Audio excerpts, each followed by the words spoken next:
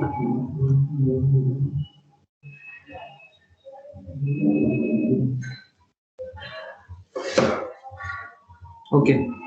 तो recording start कर दिया, ठीक है। अच्छा देखो, आज ना आज बेसिकली बात करना है प्रिंसिपल्स ऑफ मैनेजमेंट में ओवरव्यू कंप्लीट हो गया था, ऐसे काफी डिटेल्स में हुआ था। आई होप आप लोगों को याद है कि जैसे में हम लोग सारा का सारा, जैसे इंट्रोडक्टरी में मैनेजमेंट क्या है, मैनेजमेंट साइंस है, आर्ट्स है, कॉमर्स है, ठीक है। फिर हम लोगों ने ये भी बात कर लिया था कि मैनेजमेंट का फंक्शंस, मैनेजमेंट का फीचर्स, उसका कैरेक्टर, एंड आफ्टर दैट जो मैनेजमेंट का जो ओवरऑल जो फंक्शंस है, जो काफी इंपॉर्टेंट एरिया है, जिसमें एक छोटा छोटा इंट्रोडक्टरी, जैसे स्टाफिंग क्या होता है, कंट्रोलिंग क्या होता है, डायरेक्टिंग क्या होता है, लीडरशिप क्या होता है, मोटिवेशन क्या होता है, इसमें एक चर्चा हुआ था। आफ्टर दैट हम लोग दो फेमस मैनेजमेंट गुरु, लाइक क्या नाम है उनका बताओ, दो फेमस मैनेजमेंट गुरु के बारे में जो पढ़े थे, उन दोनों का नाम बताओ। फ्योल, फ्योल, हेनरी फ्योल और एफ.डब्ल्यू. टेलर। क्या नाम है? Taylor. F W. Taylor. Taylor. Taylor, very good sir. Okay, तो फेयोल एंड टेलर का जो अच्छा, इसमें साइंटिफिक मैनेजमेंट के बारे में कौन बताया? टेलर। टेलर ने सर, बताया। एफ.डब्ल्यू. टेलर। एफ.डब्ल्यू. टेलर ने बताया। और फेयोल जो है वो 14 प्रिंसिपल्स बताया एक मैनेजमेंट, एक ऑर्गेनाइजेशन का मैनेजमेंट को ताबड़तोड़ बनाने के लिए, मतलब किस तरह से एक ऑर्गेनाइजेशन अपने आप के बेस्ट पोजीशंस पे पहुंच सकता है, उसके लिए एक 14 प्रिंसिपल्स है ना। तो ये काफी दोनों पॉइंट ऑफ व्यू ही काफी इंपॉर्टेंट माना जाता है इंडस्ट्रियल डेवलपमेंट के थ्रू से, या फिर ओवरऑल मैनेजमेंट डेवलपमेंट के नजरिया से, मतलब दोनों पॉइंट को बहुत ही इंपॉर्टेंट माना जाता है। तो आप लोग जरूर उसको गो थ्रू किए होंगे, मैं इतना मान सकता हूँ। आज ना सर बात करेंगे जो स्टाफिंग, कंट्रोलिंग, जो अलग अलग चैप्टर्स है, उसमें आज डिस्कस करना है सर लीडरशिप पे, ठीक है।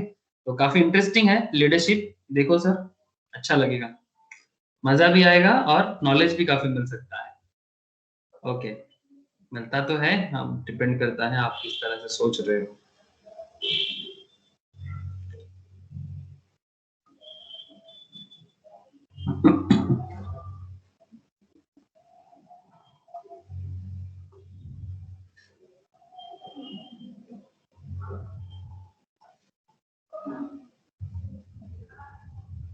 स्क्रीन शेयर नहीं हुआ ना?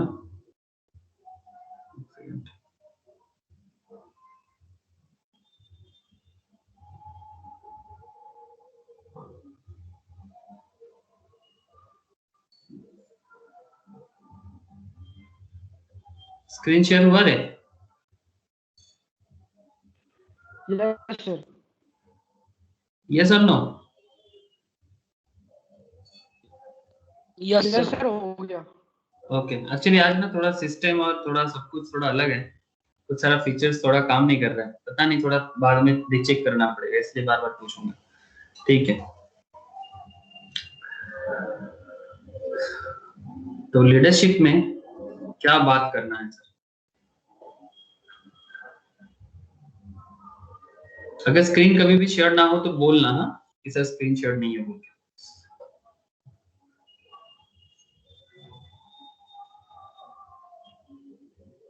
वैसे तो हम लोग लीडरशिप का इंट्रोडक्टरी पार्ट देख लिए थे सर, कि लीडरशिप क्या है, किस तरह से लीडरशिप इंपॉर्टेंट है, बट आज डिटेल्स बात होगा लीडरशिप पे, ठीक है।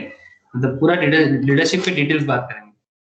Leadership is the art of motivating a group of people. Point क्या बता रहे sir? Leadership is the art of, ये एक ऐसा आर्ट है जो मोटिवेट करता है group of people to act towards achieving a common goal, to act towards achieving a common goal. मतलब हर ऑर्गेनाइजेशन का ना एक अपना पर्सनल लेवल पे बिजनेस होता है और उसका एक पर्सनल गोल भी होता होगा। तो लेकिन अब सवाल ये उठता है कि पर्सनल गोल को फुलफिल करे तो कैसे करे?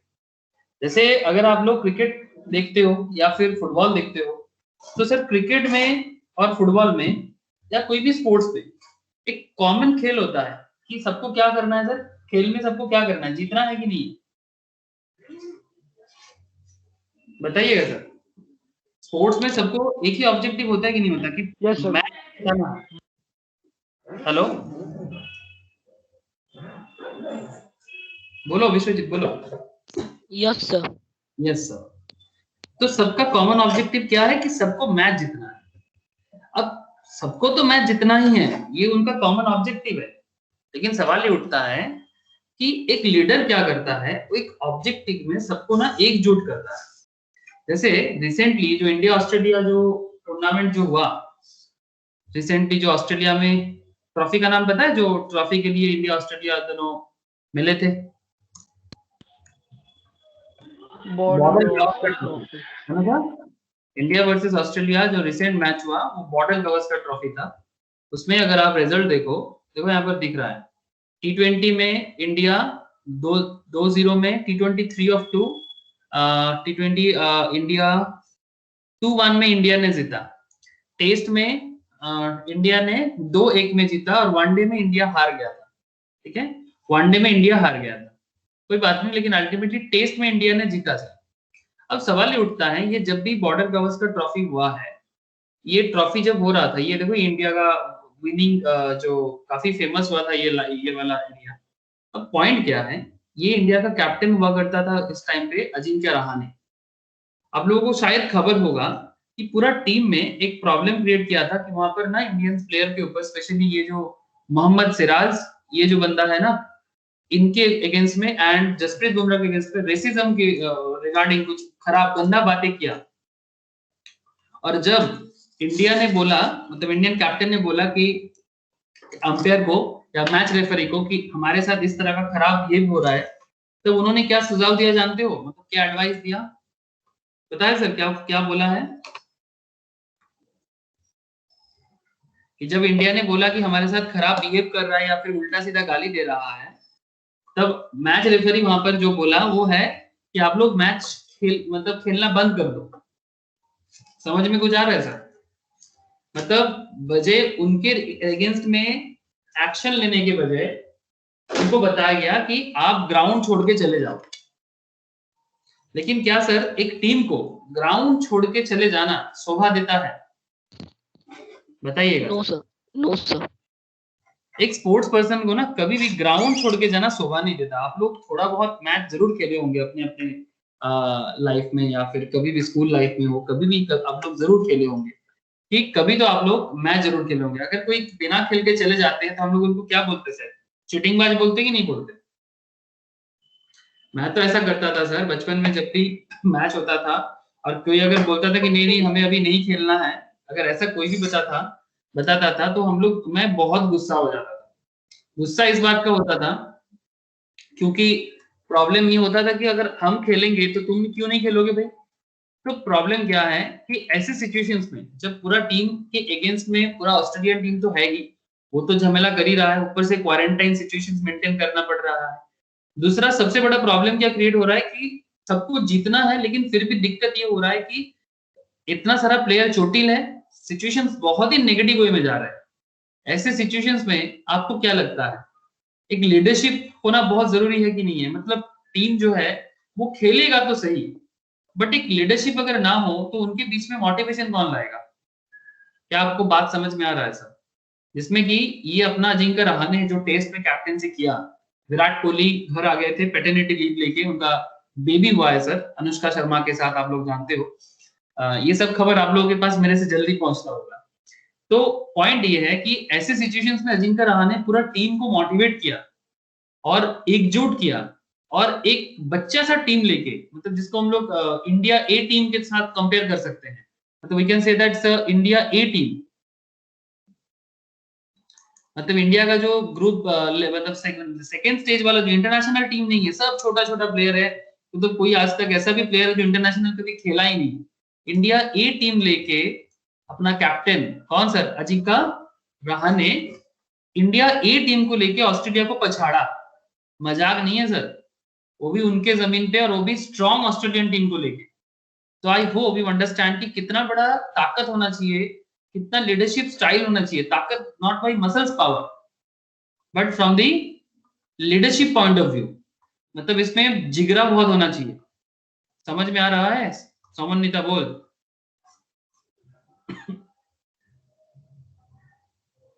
हेलो, आप लोगों को समझ में आ रहा है ना सर लीडरशिप का मतलब? अगर आप लोग जो रियल में देख रहे हो, समझ में आ रहा है कि नहीं आ रहा है? बोलो। Yes sir. ओके, सामान्य क्रिकेट देखिस?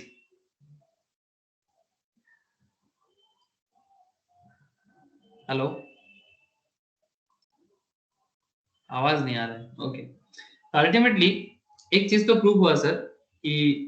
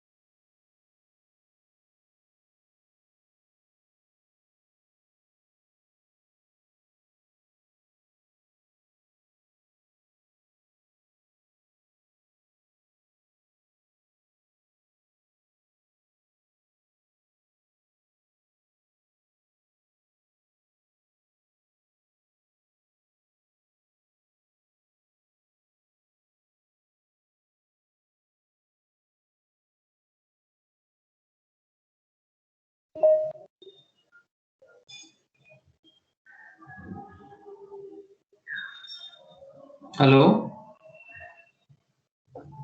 क्या आवाज आ रहा यस है? सर। यस सर, पहले नहीं आ रहा था। सर अब आ रहा है। वो नेटवर्क थोड़ा इशू हो गया। अभी ठीक है? Yes sir. समन्विता आवाज आ रहा है? समन्विता, सर बहुत धीरे आवाज आ रही है। बहुत धीरे आवाज आ रही है। सर हमको ठीक सर आ रहा सही है। है, नॉर्मल। साहिल नॉर्मल है? Yes sir. समन्विता हाँ धीरे आ सर रहा है अभी अभी ठीक भी? है। हाँ सर अभी ठीक अभी ठीक है? ठीक है sir. Okay.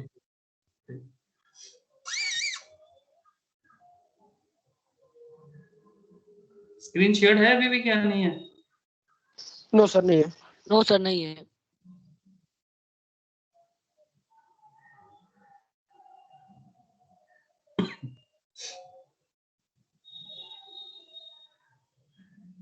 Now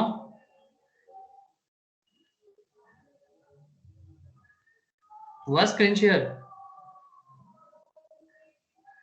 yes sir अब सही है। ठीक है,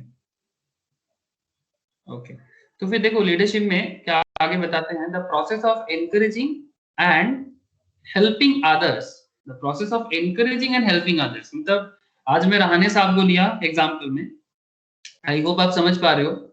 रहाने साहब ने यही किया ना सर, रहाने ने सबको इनकरेज किया, है ना? प्रोसेस ऑफ एनकरेजिंग यही होता है लीडरशिप। ये आज रहाने किया। कभी अगर आप देश के बारे में सोचो तो जैसे मोदी जी करते हैं, बंगाल में देखो तो चीफ मिनिस्टर ममता बनर्जी करते हैं, सबको एक मोटिवेट करने का कोशिश करते हैं। अब किसी के मोटिवेशन में क्या अच्छा होता है क्या बुरा होता है, ये तो लोगों का समझ के ऊपर डिपेंड करता है। बट अगर कंट्री वाइज देखो, जैसे मोदी जी ने मतलब मेरे हिसाब से one of the great leader currently India के पास है।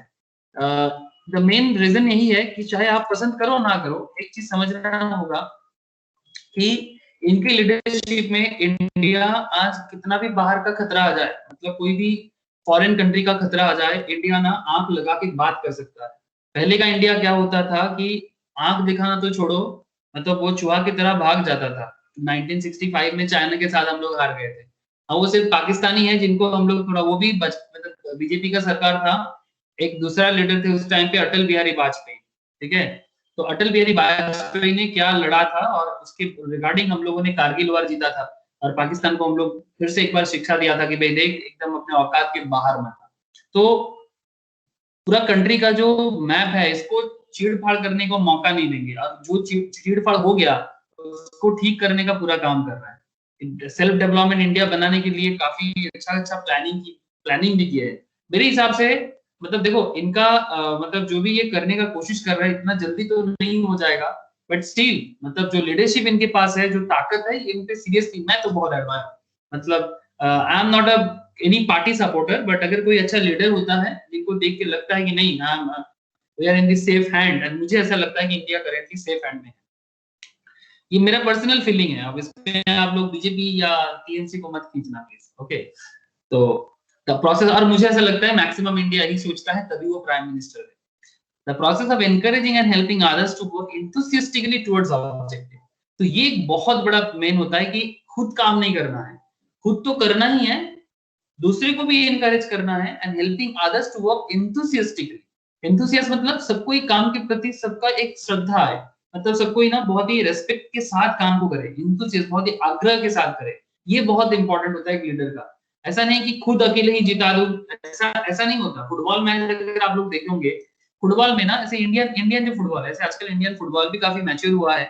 आईएसएल आ गया ना सर, सर सिर्फ क्रिकेट में क्यों बातें करना है, ISL is there, famous ISL player is also there, जैसे कि सुनील छेत्री जो इंडियन कैप्टन भी है, ठीक है। सुनील छेत्री है, बहुत सारे अच्छे प्लेयर है आजकल। आईएसएल इमेज अगर मैं देखूं आपको कुछ तो मिलेगा। आईएसएल इंडियन सुपर लीग जो है, ठीक है, ये फुटबॉल में बहुत ही अच्छा एक प्लेटफॉर्म बना है। फुटबॉल में इंडियन फुटबॉल जो पहले हुआ करता था उसमें ना, आप लोगों को एक चीज मैं बता सकता हूँ कि पहले ना एक लोकल जो गली फुटबॉल होता था उसमें एक ऐसी फीलिंग होता था कि जो जिसके पैर में बॉल होगा वही गोल डाले। अब वो वाला कॉन्सेप्ट में क्या होता है ना, वो लीडर नहीं होता, लीडर वो होता है कि जो खुद अकेला जिताएगा, ऐसा मेंटेलिटी के साथ नहीं रहता। लीडर वो होता है जो टीम को जिताने के लिए खेलता है। आई होप यू अंडरस्टैंड, जो टीम को जिताने के लिए खेलते हैं वो होता है लीडर। अब प्रॉब्लम क्या है कि फुटबॉल में अगर जिसके पैर में बॉल होता है ना, उसको लगता है कि मैं अकेला गोल दे दूंगा, बट इस तरह से गोल नहीं होता। आपको पास देना है, सबके साथ मिल बांट के खेलना है, तब जाके फुटबॉल में गोल होता है। और यही इंडियन फुटबॉल और यूरोपियन फुटबॉल को अलग कर देता है। लेकिन रिसेंटली ये इंटरनेशनल प्लेयर्स आने के बाद इंडियन फुटबॉल में भी काफी मैच्योरिटी आ रहा है। लेकिन सर जिस दिन इंडिया वर्ल्ड कप खेलेगा उस दिन समझेंगे। हेलो, अभी तक इंडिया फुटबॉल वर्ल्ड कप नहीं खेला सर, जो मैच्योर फुटबॉल वर्ल्ड कप होता है। आप लोग जानते हो ना फुटबॉल वर्ल्ड कप के बारे में, इतना तो जरूर जानते होंगे सर। अभी तक इंडिया कभी भी फुटबॉल वर्ल्ड कप नहीं खेला सर। 135 करोड़ पॉपुलेशन पे अभी भी हम लोग 11 प्लेयर नहीं रेडी कर सके। और ऐसे लीडर तो बना है सुनील छेत्री बाचन भूटिया के रूप में, बट एक प्रॉपर लीडर अभी भी नहीं बना जो इंटरनेशनल लेवल पे इंडिया को लीड करा सके। क्वालिफाइंग मैच में इंडिया को जीतना है, तब जाके इंडिया लीड कर पाएगा वर्ल्ड लेवल। तो ये एक बहुत बड़ा अचीवमेंट होगा जिस दिन इंडिया वर्ल्ड कप फुटबॉल खेलेगा। I hope you understand. तो इस सब के लिए सर ये the process of encouraging and helping others to work enthusiastically towards the objective। समझ में आ रहा है सर? बोलो। हेलो, समझ में आ रहा है कि नहीं आ रहा है सर? यस आ रहा है।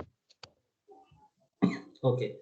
Elon Keith famous management guru है, उन्होंने एक चीज बताया, leadership is ultimately about creating a way. Alan Keith क्या बता रहे हैं सर, मैनेजमेंट गुरु है ये, leadership is ultimately about creating a way for people to contribute to making something। मतलब सबके लिए एक ऐसा रास्ता बना दो ताकि हम लोग कुछ बना सके। आप लोग इसमें देखना, YouTube में देखना कि वो अजिंक्य रहाणे, जब इंडिया का ऐसा हालत बहुत खराब हो गया था, इतना इंसल्ट मिल रहा था, जब सबको ही बोल रहा था कि टीम छोड़ के भाग जाओ या फिर ग्राउंड छोड़ के भाग जाओ, उस टाइम पे अजिंक्य रहाणे किस तरह से पूरा टीम को मोटिवेट किया।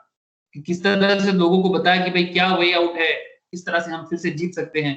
और फिर ये बच्चा बच्चा प्लेयर्स को लेके जो इससे पहले ज्यादा इंटरनेशनल खेला नहीं है उनको लेके, ऋषभ पंत जैसे बच्चा है 21 ईयर्स ओनली, हार्डली आप लोग मेरे से काफी छोटा है, हार्डली आप लोगों से 2-3 साल बड़े होंगे, ठीक है, इतना छोटे उम्र में इतना बड़ा लीडरशिप दिखाया और ऋषभ पंत जैसे प्लेयर से टीम को जिताया। तो ये जो पॉइंट है सर, यही है, leadership is ultimately about creating a way for people to contribute to making something. जिस तरह से ऋषभ पंत ने किया, जिस तरह से नटराजन जो एक नेट बॉलर की तरफ खेलने गया था ऑस्ट्रेलिया और पूरी टीम के एक मेन बॉलर में से बन के आया, तो that is the leadership way ultimately. मतलब कितना फेथ रखना पड़ता है एक लीडर को कि भाई आप छोटे हो, बच्चे हो, ऐसा बात नहीं है, आप भी कर सकते हो, आपसे भी हो सकता है और अल्टीमेटली जो गोल है वो फुलफिल हो सकता है। क्या समझ में आ रहा है? समन्विता एंड साहिल दोनों को पूछ रहा हूँ। Yes sir. Creating a way for people to contribute to making something. Samanvita का साउंड मुझे कभी-कभी नहीं मिलता, I don't know why. Okay, leadership में देखो यहाँ पर आप देख रहे हो सर लीडरशिप का, आप लोग ये जानते हो ना, पेंगुइन देखे हो ऐसे नेशनल ज्योग्राफी वगैरह में? पेंगुइन सर बड़ा अच्छा समझदार है, एक जानवर है, जानते हो? पेंगुइन के बारे में बहुत खास खास चीजें होते हैं। तो जो भी हो, इसमें पेंगुइन के बीच में भी ऐसे होते हैं, एक लीडर होता है पेंगुइन का, और वो लीडर क्या करता है, पूरा का पूरा मतलब पेंगुइन समाज को लीड करते हुए चलता है। देख रहे हो ना सर, ये पेंगुइन, ये इनका लीडरशिप चलता रहता है सर। ये वाला बंदा लीडरशिप ले रहा है ना सर, और बाकी इनके पीछे पीछे बाकी लोग जा रहे हैं। द एसेंस ऑफ लीडरशिप क्या है? Leadership refers to the ability leadership refers to the ability of one individual. एक ऐसा बंदा होता है सर, एक ऐसे बंदे होते हैं एक ऑर्गेनाइजेशन के अंदर, एक टीम के अंदर, जिसके पास एबिलिटी होती है टू इन्फ्लुएंस अदर, जो बाकी लोगों को इन्फ्लुएंस कर सकता है। आप में भी होगा, मतलब ऐसा जरूरी नहीं कि हर किसी का अपना अपना इन्फ्लुएंसिंग पावर होता है। Leadership refers to the ability of one individual to influence other, दूसरे को इन्फ्लुएंस करना, ठीक है।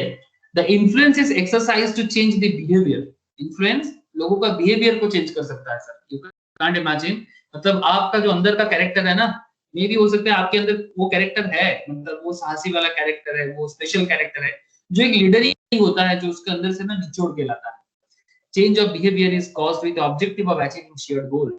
चेंज ऑफ बिहेवियर क्या होता है? अल्टीमेटली जब उसके अंदर से पॉजिटिव बिहेवियर निकल के आ जाता है ना, किसी भी प्लेयर के अंदर से या किसी भी टीम के मेंबर के अंदर से। अगर मैं लीडरशिप में बात करूं तो ऐसे एक फेमस बिजनेसमैन लीडर का भी बात होना चाहिए, क्योंकि हम लोग बिजनेस मैनेजमेंट पढ़ रहे हैं। फेमस बिजनेस लीडर का नाम अगर मैं बताऊं आपको, सर इनके बारे में तो सुने होंगे आप लोग, रतन टाटा सर के बारे में जरूर सुने होंगे। हेलो सर, जानते हो इनको? Hello, yes sir.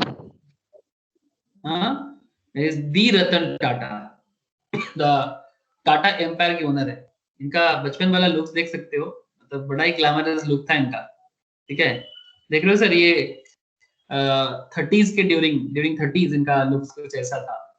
तो रतन टाटा देखने में कैसा था, बट बहुत ही हम्बल पर्सन है, बहुत ज्यादा हम्बल है और बहुत ज्यादा डाउन टू अर्थ है, बहुत ज्यादा। ये देखो, ये मिट्टी में बैठे हुए हैं, देख रहे हो सर, मिट्टी में बैठे हुए हैं सर, मतलब फर्क नहीं पड़ता कि मैं इतना बड़ा कंपनी का चेयरमैन हूँ, फर्क नहीं पड़ता, आराम से कहीं भी बैठ जाते हैं। हाँ, तो मतलब एक शादी नहीं किया उन्होंने अभी तक, मतलब उम्र हो गया, शादी नहीं किया, सैक्रिफाइस कर दिया अपना लाइफ एक तरह से कंपनी के लिए, इंडिया के लिए। तो फेमस पर्सन है। इनका लीडरशिप में इंडिया ने जो डेवलपमेंट किया वो सीरियसली मतलब बहुत बड़ी बात है सर। मतलब इन जैसे लोगों को आप जरूर समझना, सुनना, जरूरत पड़ने से इनके बारे में और पढ़ाई करना। रतन टाटा की लीडरशिप में टाटा ने इतना बड़े बड़े अचीवमेंट किया जो शायद आप सोच भी नहीं सकते, मतलब। और इन्होंने पर्सनल प्रॉपर्टी कभी नहीं बनाया सर, जो भी करता है कंपनी के लिए करता है, एम्प्लॉय के लिए करता है। ऐसा लोग बहुत कम मिलता है सर, जो कंपनी और एम्प्लॉय के लिए ही अपना जिंदगी दे देता है, ठीक है। ऐसे इंसान मिलना आज की डेट पे बड़ा ही मुश्किल है, बट मिल जाते हैं सर। अरिजीत एंड प्रियांशु, इतना लेट आप लोग? স্যার আমার এই স্কুলের ক্লাস ছিল একটা, ওটা শেষ হলো, আমি তারপরে এলাম। ওকে ওকে, অরিজিৎ কোথায় গেছিলি রে? স্যার এই মেসেজটা ভালো করে দেখতে পাইনি স্যার, এই জন্য ভাবলাম আজকে ক্লাস হবে না। আজকে তো ছিল না, আমি তো পরে দিয়েছি, ওটা কালকের ক্লাসটা আজকে করেছি। ওকে ठीक है चलते हैं।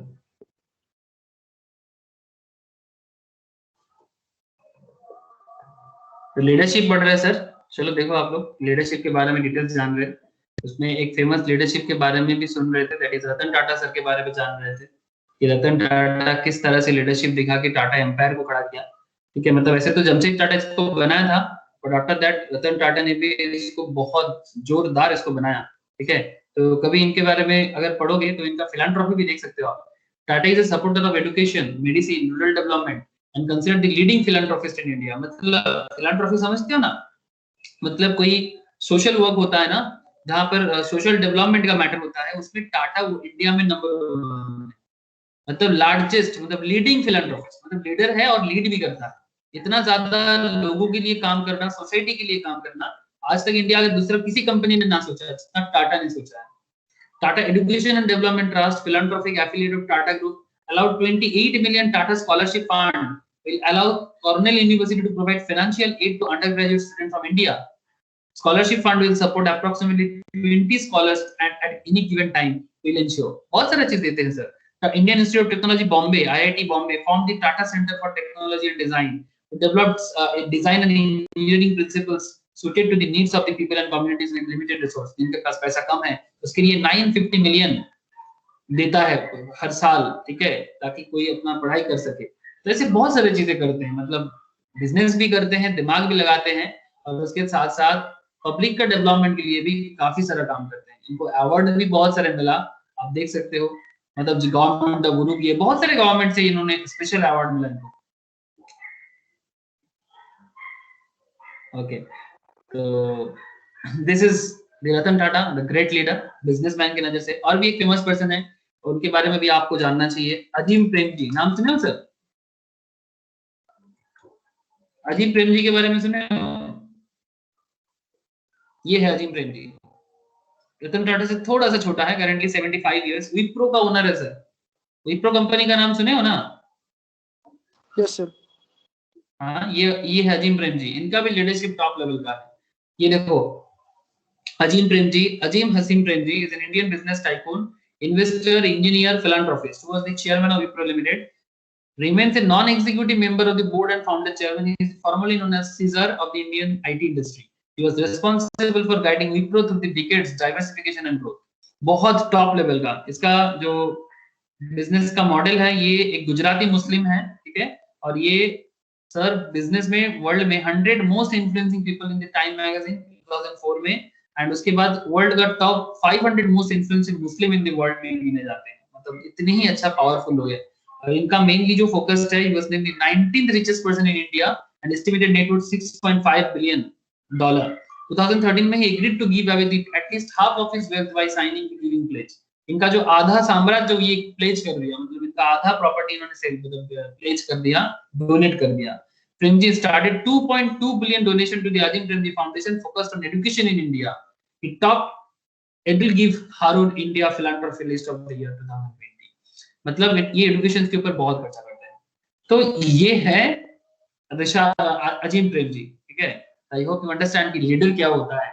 आपने क्रिकेट में देखा, आपने फुटबॉल में भी देखा, अब बिजनेस में भी देखो, और पॉलिटिक्स में भी देखो, लीडर अलग अलग फील्ड में अपना रंग दिखाते हैं। और इनमें से कुछ लीडिंग स्टाइल के बारे में आपको आगे आगे मैं बात करूंगा। The change of behaviour is caused with the objective of achieving shared गोल। तो जो भी गोल होता है ऑर्गेनाइजेशंस का ना, उसको सबको मिल बांट के शेयर करते हैं, और लीडर जो होता है उनको वो गोल फुलफिल करने में हेल्प करते हैं। ठीक है, अच्छा लीडर के अंदर और क्या एक स्पेशल मैटर होता है सर? देखो जो लीडर होगा उसके अंदर the person influencing others, that is leader, the person influencing other is leader, possesses a set of qualities or characteristics with which he or she influence others। leadership is a group phenomena। leadership अपने का बात नहीं है sir, अकेला आप leadership नहीं दिखा सकते, ये ग्रुप का फेनोमेना है, आपको एक ग्रुप को लेके चलना है। ठीक है, पहले तो अच्छा एक लीडर के बारे में मैंने आपके साथ बातें करना ही भूल गया, मतलब सिर्फ अपने को नहीं चलाना है सर, इसके बारे में बिना बात करके लीडर के बारे में क्या बात करूं आपको सर? किसके बारे में बात कर रहा हूं सर? रिसेंट ट्रेंड में इनका जन्मदिन क्या है सर? नेताजी सुभाष चंद्र बोस, है ना sir? I hope you all will agree in this point, किसी को कोई डाउट नहीं हो सकता इस पॉइंट पे। हेलो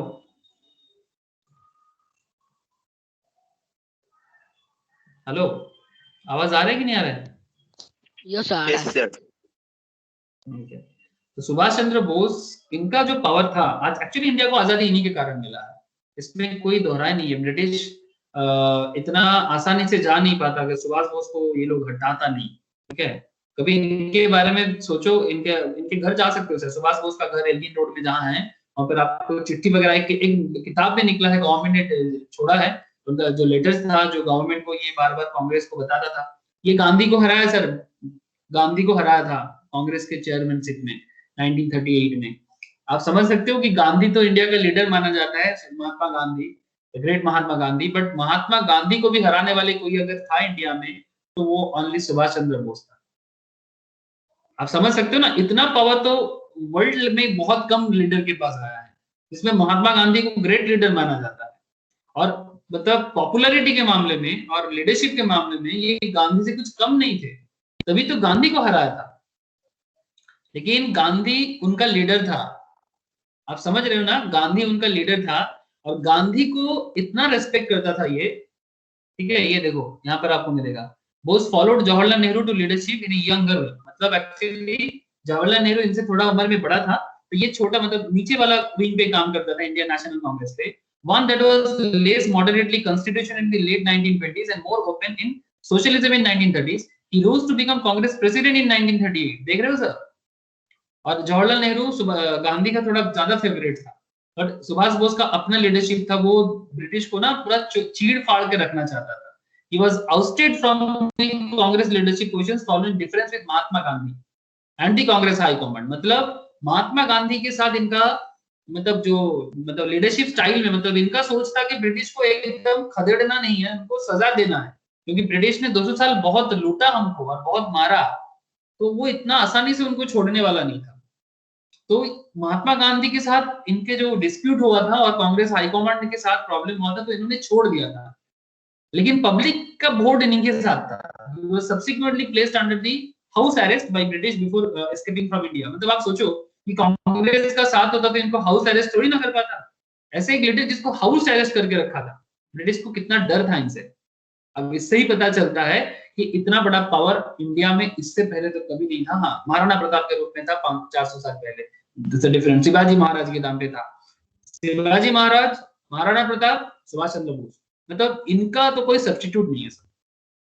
तीनों ने ही हारा है, बट इन तीनों को हिस्ट्री कभी नहीं भूलेगा। क्या मैं सही बोल रहा हूँ sir? Shivaji Maharaj recent trend में, शिवाजी महाराज, महाराणा प्रताप एंड सुभाष चंद्र बोस, इन तीनों का कोई सब्स्टिट्यूट नहीं हो सकता। आप लोग जानते हो ना इन तीनों के बारे में? Yes sir. Okay sir. तो person influencing other possesses set of qualities or characteristic with which he or she is influence other। Leadership एक ग्रुप फेनोमेना है, इट इन्वॉल्व्स इंटरैक्शन। इसमें इंटरैक्शन में तो इन लोगों से मतलब इतना माहिर थे, ये क्या बताया आपको। ओके चलो नेक्स्ट, लीडरशिप एंड मैनेजमेंट में कुछ बातें। Leadership and management, first of all what is management? Management is a process of planning, organising, coordinating, directing and controlling the activities of others। okay, ये होता है मैनेजमेंट। अब leadership क्या होता है? Leadership is the process of influencing for the purpose of achieving shared goals. जो share गोल मतलब जिस गोल को पूरा करने के लिए, जैसे सुभाष बोस का था कि इंडिया को आजाद करना है और इंडिया को एक डेवलप नेशन बनाना है, उसके लिए वो पूरा भारत को एकजुट लिया था। और सिर्फ इंडिया को नहीं sir, Indian national army form किया था इन्होंने, पता है सर आपको? इन्होंने इंडिया का पहला नेशनल आर्मी, जब आपको क्या बताऊं सर, सुभाष बोस के बारे में जितना कम बताया जाए ना उतना ही कम है, मतलब बोलते बोलते थक जाएंगे पर बोलना खत्म नहीं होगा।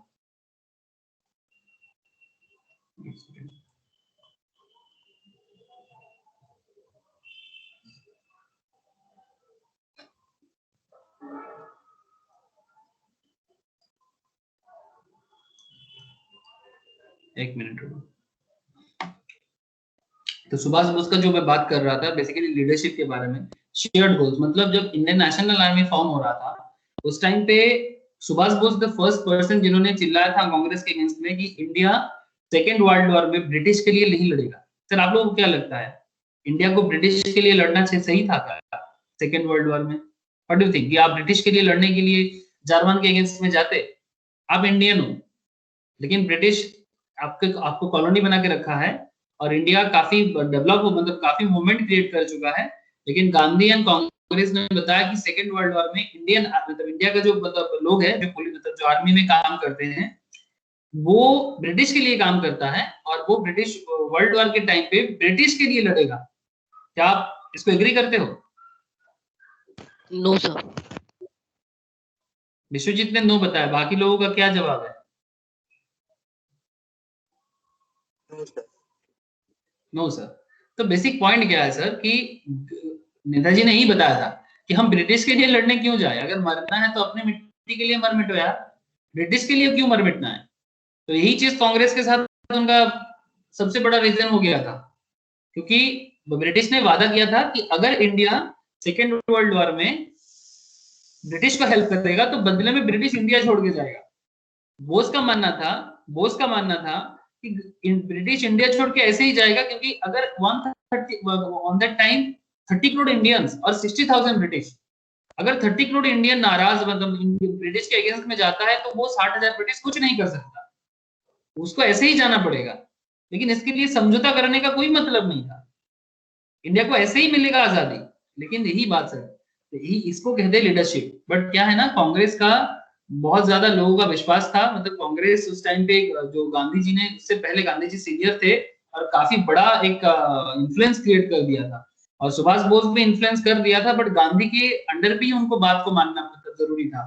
तो बाद में वो गांधी को छोड़ के वो अलग स्टाइल दिया था, जिसके बारे में हम लोग आगे आगे चर्चा करेंगे। लीडरशिप का बात हो रहा है तो इसलिए सुभाष बोस बार बार आएगा। is the process of influencing for the purpose of achieving shared goals.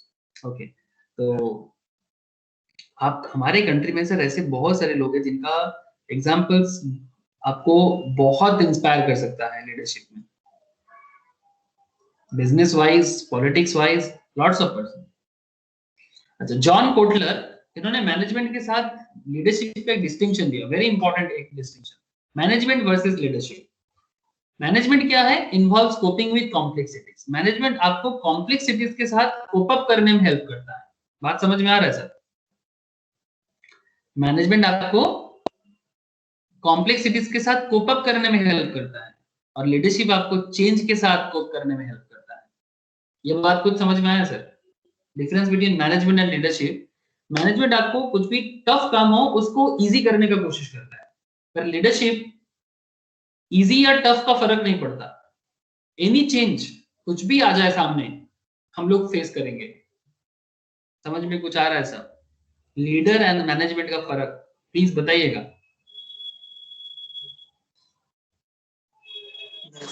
Hello, yes sir. Okay. अच्छा, management and managers and leaders का कुछ फर्क देखो। मैनेजर्स एंड लीडर्स बड़े इंपॉर्टेंट कुछ फैक्टर्स है, जैसे कि एक मैनेजर एडमिनिस्टर होते हैं और एक लीडर इनोवेट करता है। ओके, एक मैनेजर मेंटेन करता है, एक लीडर डेवलप करता है। एक मैनेजर कंट्रोल करता है, एक लीडर इंस्पायर करता है। एक मैनेजर शॉर्ट टर्म व्यू रखता है, एक लीडर लॉन्ग टर्म व्यू रखता है। एक manager ask how and when, मतलब कब करना है, कहां करना है, और लीडर जो है आस्क व्हाट एंड व्हाई, क्या करना है एंड क्यों करना है। समझ में कुछ आ रहा है sir? Hello, manager and leader का देख रहे हो सर, बहुत इंटेलेक्चुअल डिफरेंस है। ओके, एक मैनेजर इनिशिएट करता है, मतलब स्टार्ट करता है काम को, और एक लीडर ना उसको स्टार्ट करता है, मतलब ये इनिशिएट करता है, ये ओरिजिनेट करता है, मतलब ये जन्म देता है काम का। मतलब कोई भी काम हो उसका जन्म देने वाले कौन होते हैं? लीडर। और उस काम को अगर स्टार्ट करने का बात हो तो वो मैनेजर करेगा। हाँ, एक लीडर के अंदर मैनेजमेंट हो सकता है, बट हर एक मैनेजर लीडर नहीं हो सकता। एक्सेप्ट द स्टेटस को, एक्सेप्ट द स्टेटस को एंड चैलेंज द स्टेटस को, मतलब जो सदियों से आ रहा है, जो चले आ रहा है, उसको वो एक्सेप्ट कर लेगा। मतलब हाँ ऐसे ही होता है, ओके, हम लोग उसको ठीक ठाक से कर लेंगे। और जो लीडर होता है ना, जो चले आ रहे हैं ऐसा ही होता है, उसको चैलेंज करेगा। नहीं, इसके अलावा भी बहुत कुछ हो सकता है। डू थिंग्स राइट, वो हमेशा सही चीज करते हैं। मतलब डू थिंग्स राइट, मतलब जो भी उनको दिया जाता है उसको ठीक ठाक से करना एक मैनेजर का काम होता है, और एक लीडर का काम क्या होता है? Do right things. वो हमेशा सही काम चूज करता है। Do things right and do right things, क्या फर्क समझ में आ रहा है? थोड़ा सा सेंटेंस का इधर उधर है, बट क्या इसका मतलब आपको समझ में आ रहा है सर, मैनेजर एंड लीडर के फर्क? Priyanshu, Arijit, Yes, sir. Sahil, okay. Do things right and do right thing, बहुत ही इंटरेस्टिंग एरिया है सर एक मैनेजर एंड लीडर के बीच में, तो याद रखिएगा ये कुछ इंटरेस्टिंग पॉइंट्स है। Okay, importance of leadership. Leadership का इंपॉर्टेंस क्या है? Leadership transform potential into reality. Leadership आपको पोटेंशियलिटी को रियलिटी में बदलेगा। मतलब पोटेंशियलिटी मतलब क्या है? जैसे आपके अंदर कुछ बात है, ठीक है, जैसे अगर मैं बोलूं कि साहिल के अंदर कुछ बात है, वो लाइफ में बहुत कुछ कर सकता है, मतलब साहिल के अंदर पोटेंशियलिटी है, बट अब सवाल ये उठता है कि साहिल अपने आप में कितना लीडरशिप रखता है, या फिर साहिल अगर किसी को फॉलो करता है या फिर किसी के ऊपर बहुत ज्यादा इंस्पायर्ड है, या फिर साहिल को जो कंट्रोल करता है, मतलब कंट्रोल इन द सेंस कि साहिल को देखभाल करता है, समथिंग लाइक दैट। उनका पेरेंट्स हो सकते हैं, उनका टीचर्स हो सकता है, उनका कोई फ्रेंड हो सकता है। तो अगर कोई अच्छा फ्रेंड होता है ना, अच्छा फ्रेंड भी बहुत कुछ कर सकता है। ऐसे कहा जाता है आपका हजारों एनिमी हो, बट अगर एक सही दोस्त आपके पास हो ना, जिंदगी बदल सकता है। ऐसे कहा जाता है कि नहीं कहा जाता सर? आपका हजारों एनिमी हो सकता है, पर एक सही दोस्त बहुत बड़ा एसेट होता है सर। तो दोस्त, अगर ऐसा दोस्त जो लीडरशिप में भी बहुत मतलब गजब लेवल का हो, जो आपका जिंदगी बदल सकता है, मुझे लाइफ में ऐसा दोस्त मिला है सर, ठीक है, जो सच में जिंदगी बदल के रख देता है। तो आई होप कि आप लोगों को भी मिला होगा, या फिर नहीं मिला तो आगे तलाश में रहना सर एक अच्छा फ्रेंड। लेकिन सर सेल्फलेस करके ढूंढना तो जाके बनता है ऐसा दोस्त जो आपके लिए आपका लाइफ है, जो आपके लिए आपका जिंदगी को बदलने के लिए भी रेडी है। तो ऐसा फ्रेंड अगर मिल जाए जो सच में लीडर होता है, और वो लीडरशिप ऐसे होता है ना कि जो आपके अंदर का पोटेंशियलिटी को बाहर निकाल के लाता है। कुछ समझ में आ रहा है सर? आपके अंदर का पोटेंशियलिटी को बाहर निकाल के लाना, मतलब ये कोई आम बात नहीं है। ऐसे हर इंसान के अंदर संभावना होता है, हर इंसान के अंदर। जैसे एक सिंपल चीज आपसे बोल सकता हूँ मैं, संभावना का बात हो रहा है, संभावना मतलब पोटेंशियलिटी, या फिर फ्यूचर में कुछ होगा कि नहीं होगा, ठीक है। अब संभावना तो हर चीज में भरपूर है। एक फ्रूट इन द ट्रीज, देखते हैं कि कुछ मिलता है कि नहीं।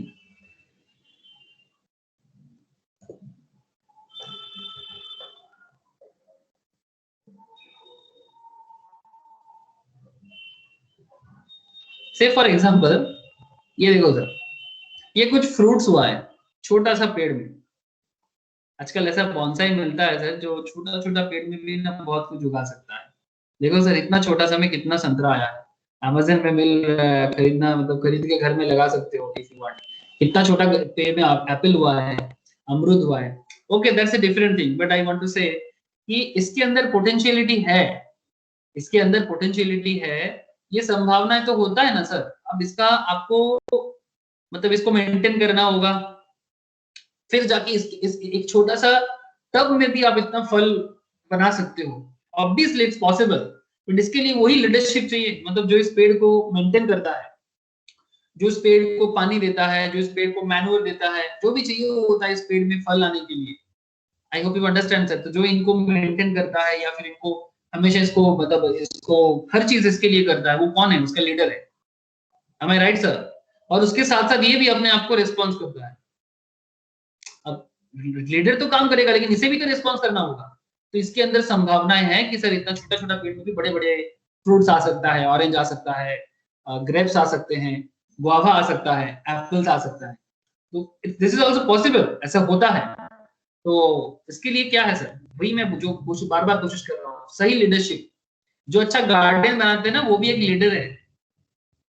मेरे घर में मेरा माँ है, वो सारा दिन गार्डनिंग का काम करता है, मतलब घर का काम करने के बाद उनको बड़ा शौक है गार्डनिंग करने का। तो नेटिव में काफी दिनों से मैं था वहां पर, तो वहां पर वो हमेशा एक गार्डनिंग के पीछे पूरा टाइम देता है। और अच्छा, जब भी वो टाइम दे पाता है ना, तो वो पेड़ फल दे ही देता है। और जब टाइम नहीं दे पाता तो फ्रूट्स, जो ट्रीज होते हैं ना, उसको फ्रूट्स देने में काफी टाइम लगता है, उसमें कीड़ा लग जाता है, ठीक है, प्रॉब्लम होता है sir. Exactly this is how leadership काम करता है। कुछ समझ में आया सर? पोटेंशियल को रियलिटी में निकालना एक लीडर का काम होता है। एक गार्डनिंग जो करते हैं वो भी एक लीडर है अपने काम का। कुछ समझ में आ रहा है?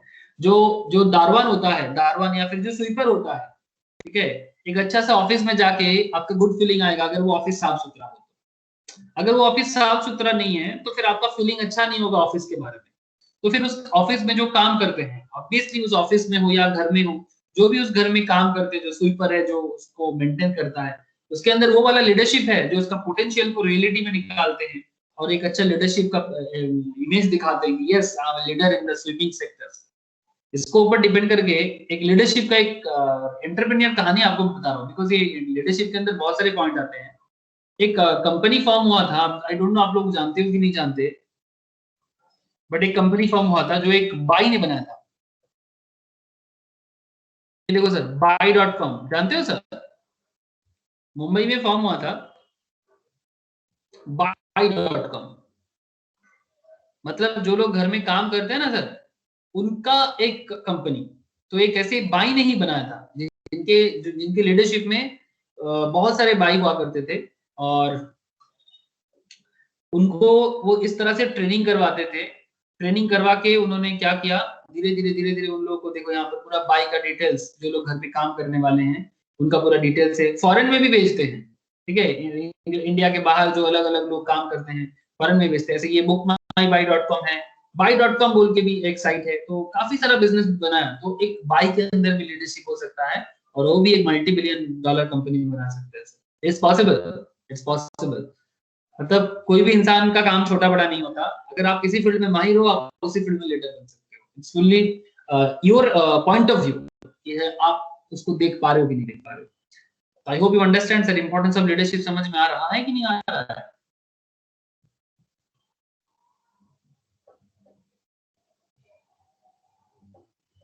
हेलो,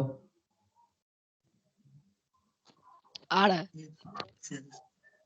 आ रहा है, okay sir. Leadership is not a mere using people. Leadership का मतलब ये नहीं कि कुछ लोगों को लेके काम करा रहे हैं यही लीडर है, नहीं नहीं, ऐसे बहुत मिलेगा आपको। जैसे सरकारी काम होता है, आप लोग जानते हो वो 100 डेज का काम रहता है, चलता रहता है सरकार का।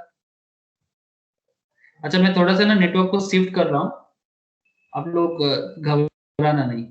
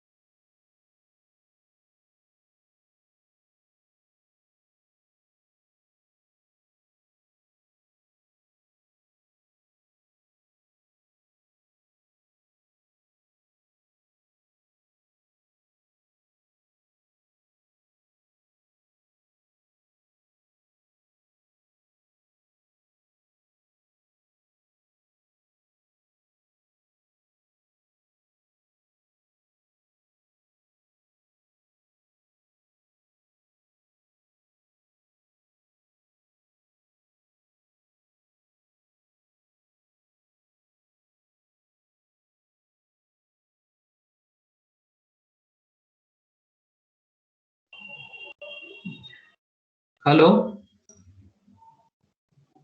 Yes sir.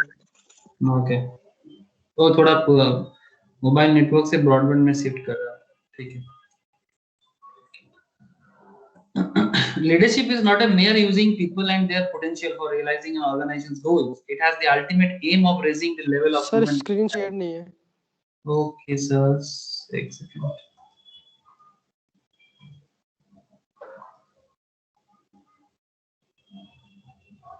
अभी है? यस सर अब है। Okay. तो ये सिर्फ ऐसा नहीं कि बहुत सारे लोगों को लेके एक जगह में मिल जाओ और काम करना चालू कर दो, ऐसा नहीं, इस तरह से नहीं होता लीडरशिप, ठीक है।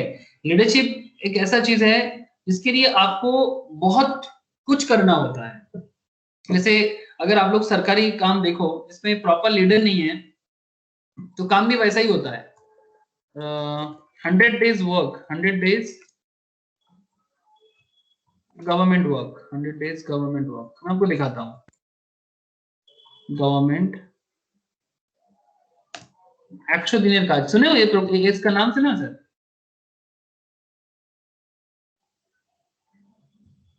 ये कुछ इस तरह का होता है, पूरा भारत भर में होता है।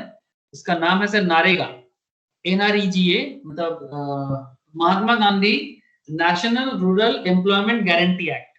ये प्लान मनमोहन सिंह के सरकार के टाइम पे कांग्रेस का मनरेगा हुआ ना सर? बोलो। मनरेगा। हाँ मनरेगा, हाँ सॉरी नारेगा बोल दिया मैंने, मनरेगा।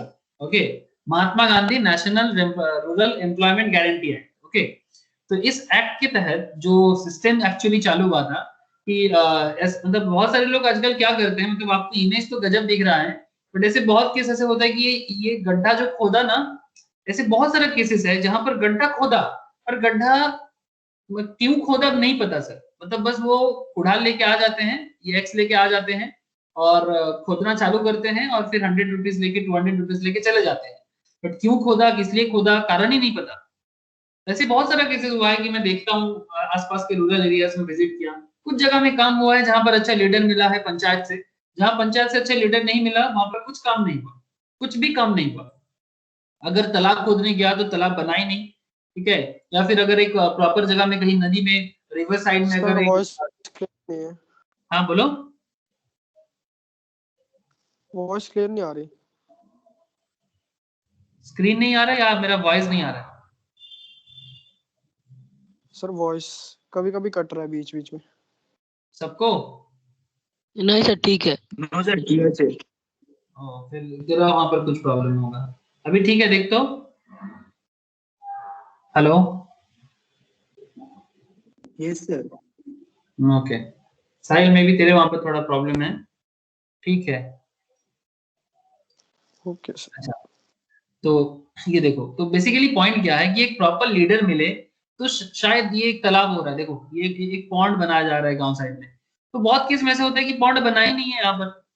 तो अगर मतलब प्रॉपर लेवल पे काम होता ना, जब से ये प्रोजेक्ट चल रहा है, तो शायद आज बहुत डेवलप हो जाता गांव गांव, मतलब ईच एंड एवरी विलेज में डेवलपमेंट आ जाता। शायद एक प्रॉपर लीडरशिप नहीं है, आई थिंक, जो गांव गांव में पंचायत में होना चाहिए। उनको ऐसा लगता है भाई मुझे तो जॉब करना है, क्या होगा गड्ढा खोदे ना खोदे क्या फर्क पड़ता है, तो ऐसे बहुत सारे लोगों के अंदर मन में चलता रहता है। तो अगर प्रॉपर लीडरशिप हो ना तो ये भी बहुत बड़ा डेवलपमेंट ला सकता है। तो उसके लिए वही सर एक सेल्फलेस काम, सैलरी तो सबको मिलता है, बट वो क्या है ना, अपने से बढ़कर देश के बारे में कितना लोग सोचता है। सुभाष बोस को क्या मिला? कुछ नहीं मिला, बट जो वो करने का कोशिश किया था उसको कभी भी किसी सैलरी के साथ कंपेयर ही नहीं कर सकते, है ना। तो पॉइंट यही है सर कि हम लोग सेल्फलेस काम करते नहीं है, इसलिए हीरो भी नहीं बन पाते, वो अलग बात। चलो, तो पॉइंट यही है, leadership is not mere using people and their potential for realizing an organization's goal. It is the ultimate aim of raising the level of human conduct and the ethical aspirations. वही जो ethical का बात मैं कर रहा हूँ, तो ethical का मतलब है कि सर क्यों करना है, सोसाइटी के लिए भी तो आपका कुछ एथिक्स है, देश के लिए भी तो आप कुछ करना चाहते हो, अपने फैमिलीज के लिए भी तो आप कुछ करना चाहते हो। एक्चुअली आजकल क्या है ना, लोग अपने से बढ़कर उठ ही नहीं पाता। अपने से बढ़कर में मतलब अगर आपको एक जॉब मिलता है, सपोज से for example you get 30,000 job और 50,000 जॉब, आप फर्स्ट टाइम पैसा मिलने के बाद आप क्या करोगे? किसी आपका कोई प्यारा सा रिलेटिव है उसके लिए कुछ करोगे, या फिर सबसे पहले आपका खुद के लिए एक बाइक खरीदोगे? 1.5 लाख का बाइक खरीद के घर के सामने खड़ा करोगे, आस पड़ोस वाले बोलेगा कि भाई बेटा कुछ कारनामा किया है, मतलब घर का लोग भी बोलेगा हाँ भाई बहुत मजेदार काम कर रहा है, 1.5 लाख का बाइक खरीद लिया। Do understand the point? Bike खरीदने में कोई बुराई नहीं है, बाइक खरीदने में कोई बुराई नहीं है, बट पॉइंट ये सर कि वही एक अच्छा लीडर जो एक फैमिली के लिए भी लीडर बन सकता है, जो अपना छोटा छोटा एस्पिरेशंस को साइड में रख के फैमिली के लिए, रिलेटिव्स के लिए, सोसाइटी के लिए, अपने मतलब आस पड़ोस के लिए कुछ कर पाए, वो होता है लीडर। जरूरी नहीं कि हर कोई सुभाष चंद्र बोस बने, उनका सोच तो बढ़कर था, हर कोई महाराणा प्रताप नहीं बन सकता, yes I understand, but at least अपने फैमिली के लिए, अपने पड़ोस के लिए, अपने लोकेलिटीज के लिए तो लीडर वो बन ही सकता है, लेकिन क्या है ना, उसके लिए कुछ एथिकल एस्पिरेशंस भी रखना चाहिए, ठीक है। और both the leader and the led, okay, जो लीडर है और जो उनकी लीडरशिप में चल रहा है, इसके लिए वो वाला बात है, जरूरी है। हम लोग आजकल बोलते हैं ना कि जमाना बहुत खराब हो गया है, जमाना खराब नहीं हुआ, जमाने में जो लोग है ना, उनका एटीट्यूड और कैरेक्टर में ना खोट आ गया है। जमाना कभी खराब नहीं हुआ, जमाना हमेशा से जमाना ही रहा है, बट जमाने का क्या है ना, जमाने का जो लोग है उनका जो ग्रीडीनेस, उसका जो अनएथिकल प्रैक्टिसेस, उनका जो सिर्फ सेल्फ मतलब सेल्फ सेंट्रिक जो एटीट्यूड, सिर्फ अपने लिए सोचना, मेरा एक अच्छा आईफोन हो मेरे हाथ में, मेरा एक अच्छा बाइक हो, मेरा ड्रेस अच्छा लगे, हमेशा अपने आप को आईने में देखते रहना, it's not a bad thing, but point ये कि जो सेल्फ सेंटरिंग सिस्टम है ना, ये लीडर नहीं पैदा करता सोसाइटी में, और इसी के कारण है कि आज हमें एक अच्छा लीडर नहीं मिलता अपने कंट्री को चलाने के लिए, अपने स्टेट को देखने के लिए, अपनी सोसाइटी को देखने के लिए, और वहां पर काम भी नहीं होता बिकॉज अच्छा लीडर नहीं है। और जो लीडर जिस लीडरशिप दिखाते हैं वो एक्चुअली करप्शन करने के लिए जाते हैं, उनको पैसा मिल जाता है वहां से, वो मार के खाक कर देता है, और हम लोग को लगता है कि कुछ नहीं हो रहा है बिकॉज सही इंसान नहीं बन रहा है सर, दैट्स द प्रॉब्लम। तो चलो सर, कंट्रोवर्सी नहीं करना है, बट क्या है ना, लीडरशिप में बात हो रहा है तो ये सब बात थोड़ा आ ही जाता है।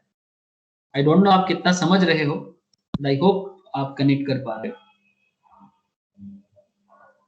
Okay, formal and informal leadership दो तरह का हो सकता है, एक फॉर्मल एक इनफॉर्मल। फॉर्मल मतलब थोड़ा सा एकदम टॉप टू बॉटम मेंटेन करके, occurs when a manager leads by exercising formal authority, जैसे एक बड़े-बड़े कॉर्पोरेट एंटिटीज में होता है ना सर, तो वहां पर आपको एक फॉर्मेलिटीज मेंटेन करना होता है, मैनेजर लीड करता है, एक प्रॉपर सिस्टम होता है, सिस्टम के थ्रू से जाना पड़ता है। The exercise of formal authority through arising duties derives from the manager's official positions within the organizational hierarchy and authority, मतलब जो उनके ऑथोरिटी के अंदर आता है वो उतना ही कर पाता है, okay. And an employee who is assigned a managerial position has the opportunity and responsibility to exercise formal, okay, मतलब उनको अपने पोजीशंस के ऊपर डिपेंड करके जितना फॉर्मेलिटीज है उनको करना पड़ेगा, ये उनका एक लीडरशिप स्टाइल है। और इनफॉर्मल लीडरशिप स्टाइल क्या होता है, arises when a person without formal authority is influential, मतलब कोई फॉर्मल अथॉरिटी नहीं है, मतलब उनके पास कोई ताकत नहीं है, कोई पावर नहीं है, ठीक है। जैसे कि सुभाष बोस कांग्रेस में कोई नहीं थे, ब्रिटिश सरकार का भी कोई नहीं लगते थे, उन्होंने एक अपना ही लीडरशिप बना लिया था ना सर, मतलब वो अपने ही सिस्टम को, मतलब अपना ही सिस्टम को सिस्टम बना दिया था। पर्सन्स विदाउट फॉर्मल अथॉरिटी, मतलब किसी ने उसको कोई अथॉरिटी नहीं दिया था, बट उन्होंने एक ऐसा अथॉरिटी बनाया, बाद में वही एक फॉर्मल अथॉरिटी बन गया, और वो इंडिया का पहला नेशनल आर्मी भी बनाया, जिसको हम लोग इंडियन नेशनल आर्मी के नाम पे जानते थे, या फिर आजाद हिंद फौज, नाम तो जरूर सुने होंगे इसमें। इंडिया का पहला आर्मी उन्होंने ही बिल्डअप किया था, रासबिहारी बोस ने उसको लीडरशिप दिया था, ठीक है, मतलब रासबिहारी बोस ने उसको बनाया था और सुभाष चंद्र बोस ने उस पर लीडिंग किया था। जानते हो सर आईएनए के बारे में, बाद में आईएनए का मैक्सिमम लीडर को मार दिया गया सर,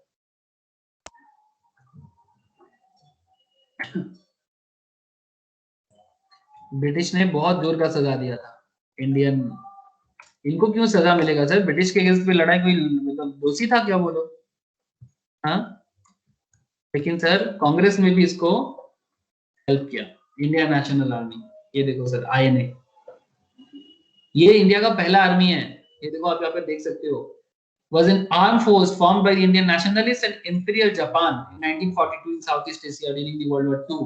जापान ने इसलिए हेल्प किया था बिकॉज जापान ऑलवेज ब्रिटिश के अगेंस्ट में थे, और उनको यही खराब लगता था कि इंडिया क्यों ब्रिटिश का चमचागिरी करता है, ओके। ये गांधी जी का चरखा को इन लोग अपना फ्लैग में दिया था, सुभाष बोस के साथ गांधी जी का इतना मतलब डिस्प्यूट था, फिर भी सुभाष बोस का चरखा को ही गांधी जी ने देखो नेशनल फ्लैग का ये दिया सर, पहचान दिया। आप समझ सकते हो ना वो कितना इज्जत करते थे सुभाष गांधी जी का। ये देखो sir, south east world war 2 the army has first from 1942 under Manmohan Singh by Indian prisoner of war of the British Indian Army Malayan campaign in Singapore, ठीक है।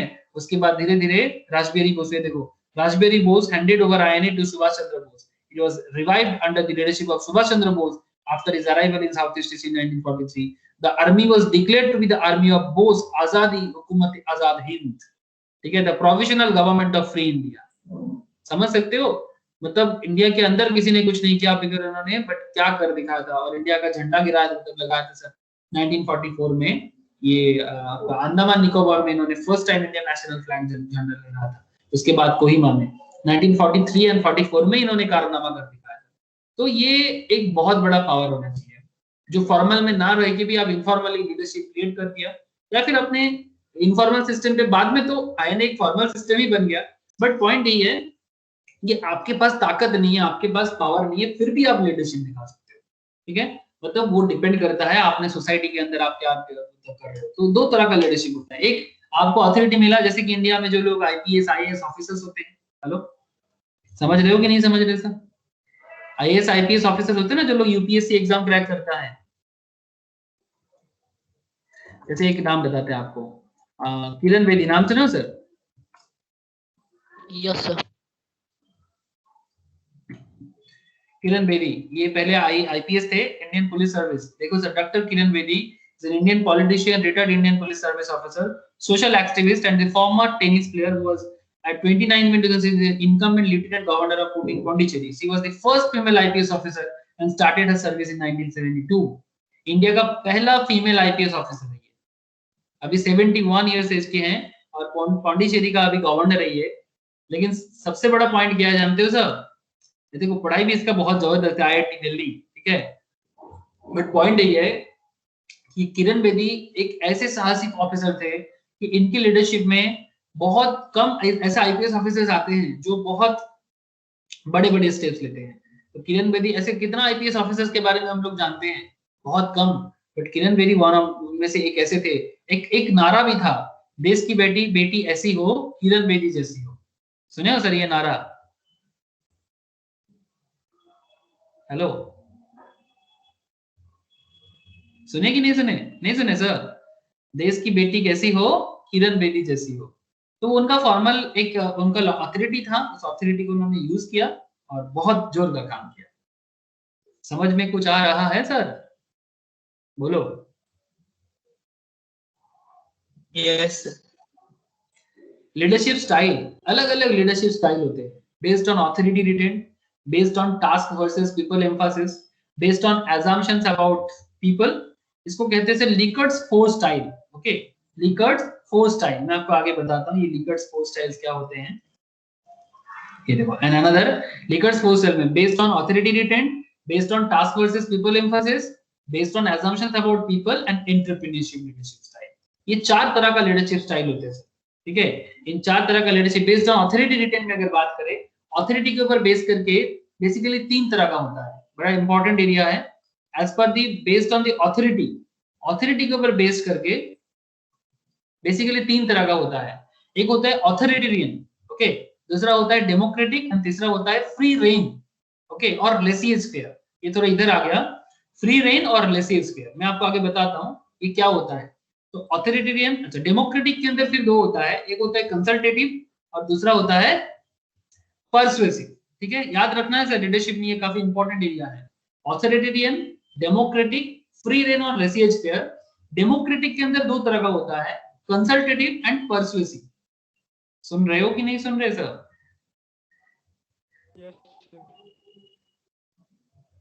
साहिल, सोमनिता, समझ में आ रहा है आप लोगों को? Yes sir. ओके, तो अभी ऑटोक्रेटिक और ऑथोरिटेरियन स्टाइल क्या होता है? ठीक है, ऑथोरिटेरियन, ऑटोक्रेटिक और ऑथोरिटेरियन सिस्टम में क्या होता है? Under the autocratic leadership style all decisions making powers are centralised in the leader as with dictator. इसको डिक्टेटरशिप भी कहते हैं। एक एग्जांपल, एनीवन? ऑटोक्रेटिक का एक एग्जांपल कोई बता सकते हो? डिक्टेटरशिप, दुनिया का फेमस डिक्टेटरशिप जिन्होंने दिखाया, साउथ कोरिया। फेमस भी है, इनफेमस भी है। Sir Hitler. Hitler, thank you sir. Hitler, मतलब इतना भयंकर डिक्टेटरशिप तो और किसी ने नहीं दिखाया।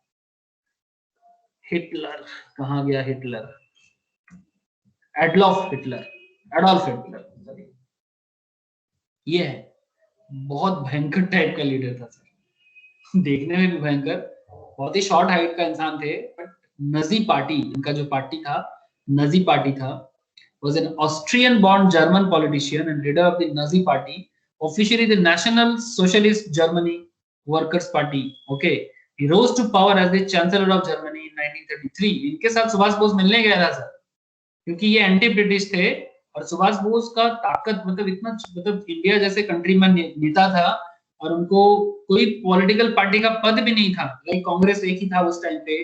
फिर सुभाष बोस में इतना दम था कि वो हिटलर के साथ भी जाके बात किया था और हिटलर को बोला था कि हमें हेल्प कीजिए, क्योंकि आप अगेंस्ट ब्रिटिश हो, हम भी अगेंस्ट ब्रिटिश है। लेकिन हिटलर ने हेल्प नहीं किया था सर। हिटलर ने भी खेल खेल दिया था। हिटलर ने सुभाष बोस को पूछा था, हिटलर ने सुभाष चंद्र बोस को पूछा था, ठीक है, सुभाष बोस को हिटलर ने पूछा था, सुभाष बोस जाके बोला था सिंपल कि हेल्प अस, बिकॉज आप भी अगेंस्ट ब्रिटिश हो, तो आप इंडिया को हेल्प करो, बदले में इंडिया को भी आजादी मिल जाएगा और आपका भी ब्रिटिश के साथ बदला पूरा हो जाएगा।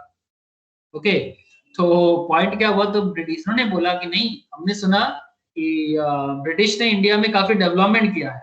बात समझना सर, हिटलर सुभाष बोस को कह रहा है कि हमने सुना कि ब्रिटिश ने इंडिया पे बहुत डेवलपमेंट किया है, ठीक है। तो फिर बदले में सुभाष बोस का जवाब था, ये देखो मैंने जो बोल रहा हूं उसका रियल पिक्चर देखिए। कुछ देख रहे हो sir? 1942 Boss with Heinrich Himmler, the Nazi Minister Interior, head of SS and the Gestapo, 1942 Boss meeting Adolf Hitler।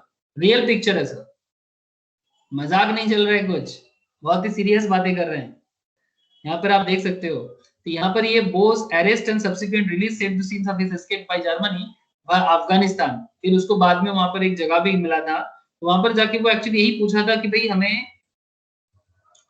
Help कर दो, अलायंस बन जाओ इंडिया का और ब्रिटिश को हराओ इंडिया में, और ये अगर ब्रिटिश को आप इंडिया से हरा देते तो ब्रिटिश का आधा कमर तोड़ देता।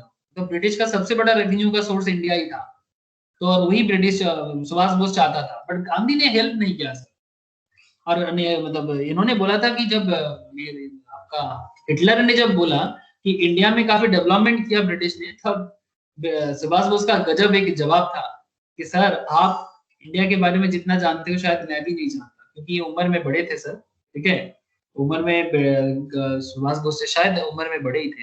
यहाँ पर इनका डेट ऑफ बर्थ थोड़ा सा, हाँ देखो 89 में और सुभाष बोस 97 में, 7-8 साल तो बड़े थे। नाजी जर्मनी का जो ये था ना सर, वो क्या बोलते हैं, नाजी जर्मनी का साइन, मतलब जो क्या बोलते हैं उसको, अरे मतलब नेशनल जो एक साइन होता है ना सर, वो एक्चुअली इंडिया का स्वस्तिक है, नाजी जर्मनी पार्टी का। ये देखो, देख रहे हो सर, दिख रहा होगा आपको, स्वस्तिक दिख रहा है सर? Yes sir. तो नाजी जर्मनी जो स्वस्तिक यूज करता है वो हिंदुइज्म का है। तो फिर सुभाष बोस ने उसको सिंपल बोला कि आप जितना जानते हो इंडिया के बारे में, हिंदुइज्म के बारे में, मुझे इतना जरूरी नहीं है बोलना। मतलब आप बहुत पावरफुल हो, बहुत नॉलेजेबल हो, तो मुझे आपको कुछ भी बताने का जरूरत नहीं है। इंडिया का डेवलपमेंट ब्रिटिश क्या करेगा? हाँ, तो फिर पूरा दुनिया जब कपड़ा पहनना नहीं सिखाता, इंडिया तब से सिविलाइज्ड है। हाँ, तो फिर हिटलर ने कुछ नहीं बोला था, चुप हो गया था, बिकॉज वो बहुत ही अहंकारी था। फिर उसको ब्रिटिश सुभाष बोस ने वहां पर जो आजादी फौज बनाया था जर्मनी में जो प्रिजनर ऑफ वॉर था, उनको लेके एक टीम बनाया था, जिनको लेके वो इंडिया में सिंगापुर होके आने का कोशिश कर रहा था। तो उन्होंने बताया था कि हमें एक टीम दे दो, तो उन्होंने बोला था कि आप आजादी फौज बना लो, बट इनको अभी जाने नहीं दे सकते। तो बदले में हिटलर ने बस इतना बोला था, मैं आपको इंडिया जाने का बंदोबस्त कर सकता हूँ, वो भी सबमरीन से। ये कहानी शायद आप लोगों ने सुनी हो, सबमरीन करके जर्मनी से आया था सर सिंगापुर तक, तो बस वो बंदोबस्त करके दिया था हिटलर बाद में रशिया के साथ हार गया था सर, ठीक है, रशिया के साथ हार गया था, बर्लिन वॉल को तोड़ दिया था रशिया ने, और उसके बाद हिटलर ने सुसाइड कर दिया था। तो वर्ल्ड का वन ऑफ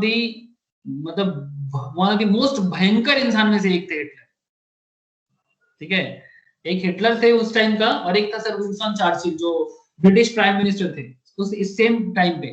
मतलब बहुत ही क्रिटिकल इंसान थे, और उनका सिस्टम जो था वो ऑटोक्रेटिक स्टाइल था, वो जो बोलेगा वही होगा, उसके अलावा कोई कुछ नहीं बोलेगा। अभी बंगाल में भी ऐसा ही सिस्टम चलता है सर, वेस्ट बंगाल में अभी जो सिस्टम चल रहा है ना, क्या मैं गलत बोल रहा हूँ सर?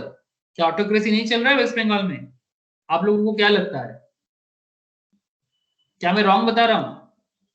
नो सर, सही है।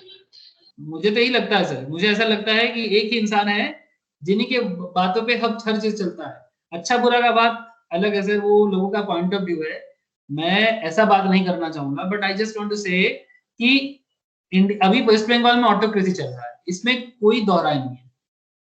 मतलब ऐसा हो रहा है कि किसी का पर्सनल प्रॉपर्टी है वेस्ट बंगाल और उसको अपने मर्जी से यूज कर रहा है, ऐसा नहीं होना चाहिए। वेस्ट बंगाल किसी का पर्सनल प्रॉपर्टी नहीं है। क्या मैं गलत बोला अभिजीत? बोल, तुझे नहीं लगता ऑटोक्रेसी चल रहा है? यस सर, चल। अब वोट किसको दोगे नहीं दोगे, दैट्स अ डिफरेंट इशू, मैं उस पर बात नहीं करना चाहता।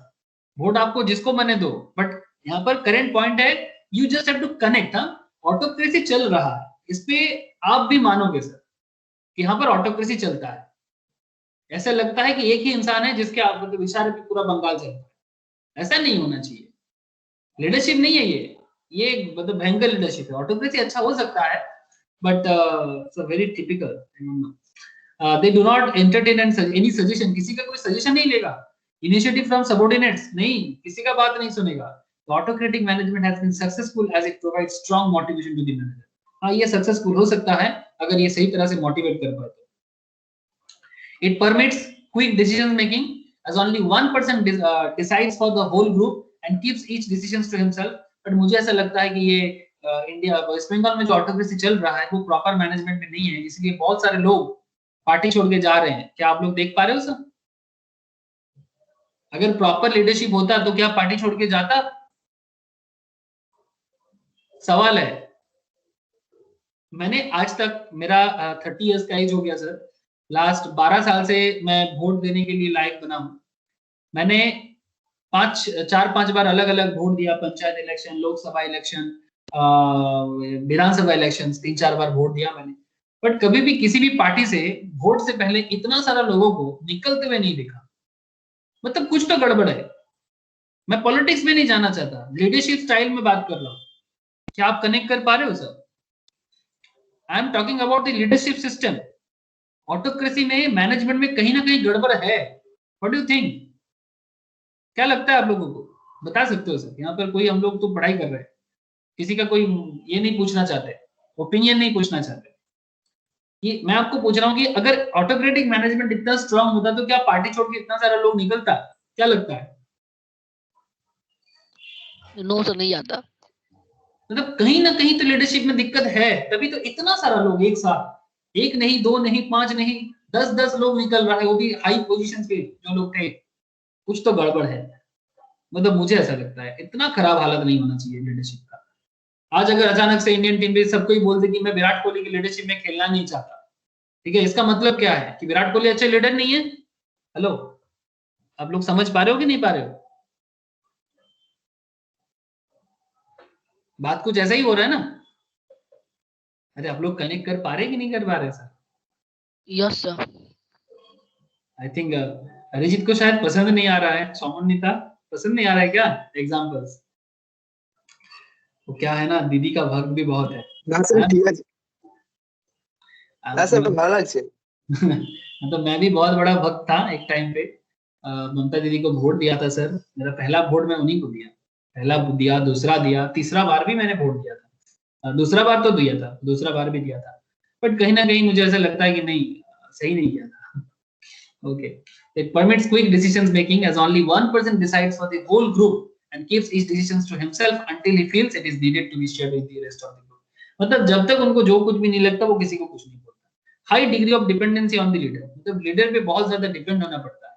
जो भी करो उनको पूछ पाछ के ही करो, मतलब आप खुद से कुछ नहीं कर सकते। अब इसका कुछ अच्छा भी है, बुरा भी है। जैसे अगर स्ट्रॉन्ग लीडरशिप हो तो बड़ा मजा आता है, अगर लीडरशिप स्ट्रॉन्ग ना हो, strong leadership like Subhash Bose, strong leadership like Maharana Pratap, strong leadership like Shivaji Maharaj, तो बात बने। स्ट्रॉन्ग लीडरशिप लाइक हिटलर का प्रॉब्लम वही हुआ था, अहंकारी हो गया था ना सर, तभी तो हार गया था। हिटलर इतना पावरफुल थे बट हार का सामना करना पड़ा। लेकिन और दुनिया हिटलर को विलेन ही मानता है, जर्मनी खुद भी मानता है इसको विलेन, लेकिन शिवाजी महाराज को कोई विलेन नहीं मानता, महाराणा प्रताप को कोई विलेन नहीं मानता, सुभाष चंद्र बोस को कोई विलेन नहीं समझता। दे ऑल बिलीव कि ग्रेट लीडर है। तो वही हाई डिग्री ऑफ डिपेंडेंसी हो सकता है, बट उनका ऑटोक्रेसी था भी नहीं। शिवाजी महाराज, महाराणा प्रताप एंड सुभाष बोस का ऑटोक्रेसी था भी नहीं। may be valuable in some types of business, but decisions need to be controlled by the one person. अच्छा, पार्टिसिपेटिव और डेमोक्रेटिक स्टाइल, ये थोड़ा अलग स्टाइल है. The democratic leadership style favours decision making by the group को decisions लेने में help करता है. मतलब हर किसी का अपना ओपिनियन होता है, सबका ओपिनियन सुना जाता है. They can win with the cooperation of their group and can motivate them effectively and positively. The decisions of the democratic leader are not unilateral as with the autocrat because they arise from consultation with the group members and participations by them. तो ये जो point है ना sir, the decisions of the democratic leaders are not unilateral. एक होता है unilateral, मतलब unilateral नहीं होता, जैसे कि मतलब यूनिलैटरल मतलब जो ऑटोक्रेसी में होता है, एक जन बोलेगा बाकी सबको सुनना पड़ता है. बट डेमोक्रेसी में डिसीजंस मेकिंग सबको ही मिल बांट के करता है, ठीक है. लेकिन हाँ, अल्टीमेट डिसीजंस एक लीडर को लेना पड़ता है, लेकिन सबका ओपिनियन का वैल्यू लिखा जाता है. इसमें कुछ कैरेक्टर होता है डेमोक्रेसी में. कंसल्टेटिव एक कैरेक्टर होता है एंड परसुएसिव. कंसल्टेटिव मतलब process of consultation before decisions are taken. कुछ भी करने से पहले कंसल्ट किया जाए, जो भी सीनियर मेंबर्स है, जो भी लीडिंग पोजीशंस पे है, उनसे डिस्कशंस किया जाए. जैसे आई होप आप देखते होंगे, जब विराट कोहली एंड महेंद्र सिंह धोनी एक साथ खेलता था, तब विराट कोहली डिसीजंस लेने से पहले धोनी के साथ या रोहित शर्मा के साथ या अजिंक्य रहाणे के साथ बात करता था. आई होप अगर जो लोग क्रिकेट देखते हो, मे भी इसको जरूर देखे होंगे. तो ये होता है कंसल्टेटिव सिस्टम. परसुएसिव, जैसे अगर आप करंट बीजेपी सरकार को भी देखो, यहाँ पर ना लीडरशिप में ना अलग अलग भाग किया गया है. करंट अगर आप बीजेपी गवर्नमेंट को भी देखो, अगर मतलब हर कोई चीज मोदी जी अकेला नहीं देखता. मैं आपको कुछ फेस दिखा रहा हूँ, जो बीजेपी गवर्नमेंट का कुछ अलग अलग फेस है. सर मोदी जी को छोड़ के एक पर्सन है, सुब्रमण्यम स्वामी. नाम सुने हो सर? हेलो सर, सुब्रमण्यम स्वामी, इनको जानते हो आप लोग? मोदी जी से भी सीनियर है सर, बहुत पुराना इंसान है. मतलब इंडियन पॉलिटिक्स का एक बहुत ही गजब इंसान है ये. नाम सुने हो सर इनका? नहीं सुने क्या? हेलो, नहीं सर, नहीं सुने. नहीं सुने? अरे नहीं सुने तो सुनना इनको, ठीक है. ये पॉलिटिक्स नहीं, पॉलिटिक्स करता है बट गजब मतलब क्वालिफाइड पॉलिटिक्स करता है ये, ठीक है. सुब्रमण्यम स्वामी का क्वालिफिकेशंस अगर आप देखो, और इनका यूट्यूब में जाना सर, इनका इकोनॉमिकल कॉन्सेप्ट सुनना, बहुत पॉपुलर है बिजनेस लेवल पे, बहुत पॉपुलर इंसान है. हाँ, मतलब आप लोग क्या है ना, ये थोड़ा सा क्रिटिकल बातें करता है तो लोग इनको इतना समझ नहीं पाते. बट इनका एजुकेशनल क्वालिफिकेशंस, ये एक्चुअली टीचर थे, ठीक है. प्रोफेसर है, अभी भी प्रोफेसर है. इनका ये बहुत ही क्वालिफाइड इंसान है, ठीक है. ये इंडिया चाइना का रिलेशनशिप ये भी थे, बहुत कुछ किए इन्होंने. आप इनके बारे में ना कभी यूट्यूब करना, गूगल करना, ठीक है. आप इनके बारे में बहुत कुछ सुनने को मिलेगा आपको, ठीक है. यूट्यूब में इनका इतना अच्छा स्पीच है इकोनॉमी के डेवलपमेंट के बारे में, इंडिया के बारे में, आपको देशभक्ति आ जाएगा, इतना गारंटी देता हूँ. मोदी जी क्या बताते हैं सर, आप कभी इनको सुनना, इतना मतलब गजब लेवल ऑफ इंसान आप बहुत कम देखेंगे. हार्वर्ड यूनिवर्सिटी का प्रोफेसर थे, हिंदू कॉलेज यूनिवर्सिटी दिल्ली का प्रोफेसर थे, इंडियन स्टैटिस्टिकल इंस्टीट्यूट का स्टूडेंट भी थे और प्रोफेसर भी थे, और अभी वो पढ़ाते भी हैं पूरा दुनिया भर में लोगों को. पॉलिटिकल साइंस, इकोनॉमिक्स का बहुत फेमस टीचर है, और बिजनेस एंड फाइनेंशियल एनालिस्ट में भी काफी देर तक काम किया है, गवर्नमेंट में मिनिस्टर भी रहा है, बहुत फेमस इंसान. और इन्होंने, बीजेपी ने इनको क्या लीडरशिप दिया कि लोगों एटलीस्ट एडुकेट करो लोगों को, सच्चाई बताओ लोगों को, हिस्ट्री को बताओ, जो सच्चाई है वो बताओ, ये काम है इनका. ओके, तो ये एक है. अमित शाह तो है, जानते हो आप, ठीक है. राजनाथ सिंह है. तो अलग अलग लीडर बनाया गया है जो सच में स्टेप्स लेता है. ऐसा नहीं कि जैसे कांग्रेस के टाइम पे था ना, सिर्फ सोनिया गांधी डिसीजन लेता था. वेस्ट बंगाल में जैसे एक ही इंसान डिसीजन लेता है. ज्यादा नाम नहीं लूंगा, मुश्किल में पड़ जाऊंगा. तो प्रॉब्लम यही है.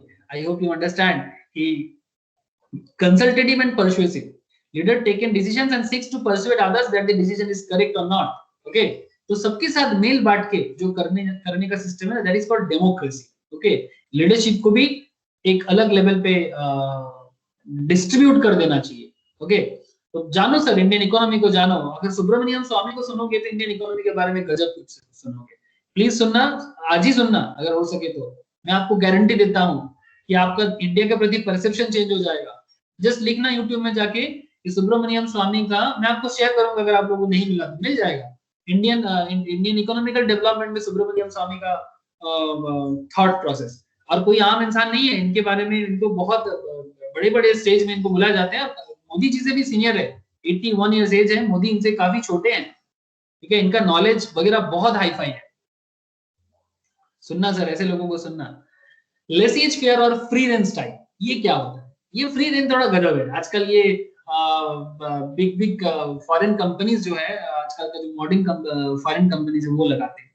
Free range leader does not lead but lead the group. वो लीड नहीं करता, वो ग्रुप को छोड़ देता है entirely to itself.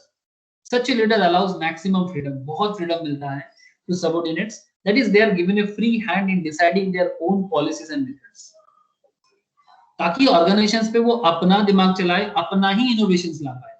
Can be very useful in business where creative ideas are important.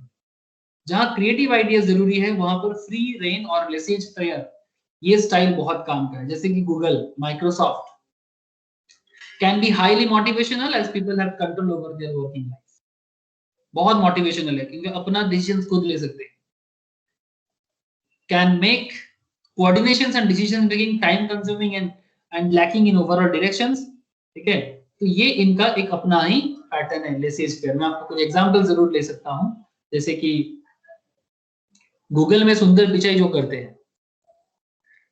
सुंदर पिचाई इंडियन इंजीनियर है, बट इन्होंने गूगल के लिए जो किया और गूगल ने इनको जो छूट दिया वो टॉप लेवल। आज अगर गूगल में जो डेवलपमेंट हुआ उसमें इन्होंने आईआईटी खड़गपुर से पास किया था, फिर उन्होंने मेटेरियोलॉजिकल साइंस में कुछ किया था, बाद में गूगल में जाके इन्होंने बहुत कुछ किया। देखो, Pichai began his career as a material engineer. He joined Google 2004 where he led the product management innovation of efforts for a suite for Google's, जैसे कि Google Chrome operating system, Google drive, Gmail, Google maps, ये सब इन्हीं के under पे, Chrome book, ये सब इन्हीं के अंडर पे गूगल में डेवलपमेंट हुआ। तो इतना पावर इनको मिला एक सीईओ के तौर पे, एक सैलरीड पर्सन के तौर पे। तो गूगल इन्हीं के अंडर पे आज एक गूगल का ये वर्ल्ड सीईओ है पूरा। मतलब लैरी पेज एंड ओरिजिन का नाम याद नहीं आ रहा है गूगल में, Larry page and another one, ये गूगल का हेडक्वार्टर है। तो लैरी ने इनको इतना पावर देके रखा है, ठीक है। आप समझ सकते हो ना, ये देखो लैरी पेज, ठीक है, इससे पहले वही था, लेकिन इतना ज्यादा फ्रीडम है। इवन आप भी अगर कभी भी आपको as a engineer, as a financial analyst भी गूगल में आपको काम करने का मौका मिला ना, बहुत फ्रीडम है, बिकॉज वहां पर इनोवेशन का बहुत जगह है। समझ में आ रहा है ना सर? तो ये होता है फ्री रेन और लेसेज के। सबको समझ में आया सर लीडरशिप स्टाइल?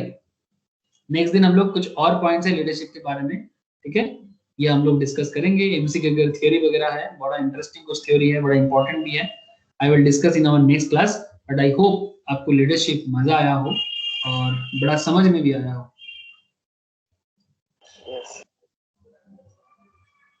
आया ना सर समझ में? बोलो। Yes sir.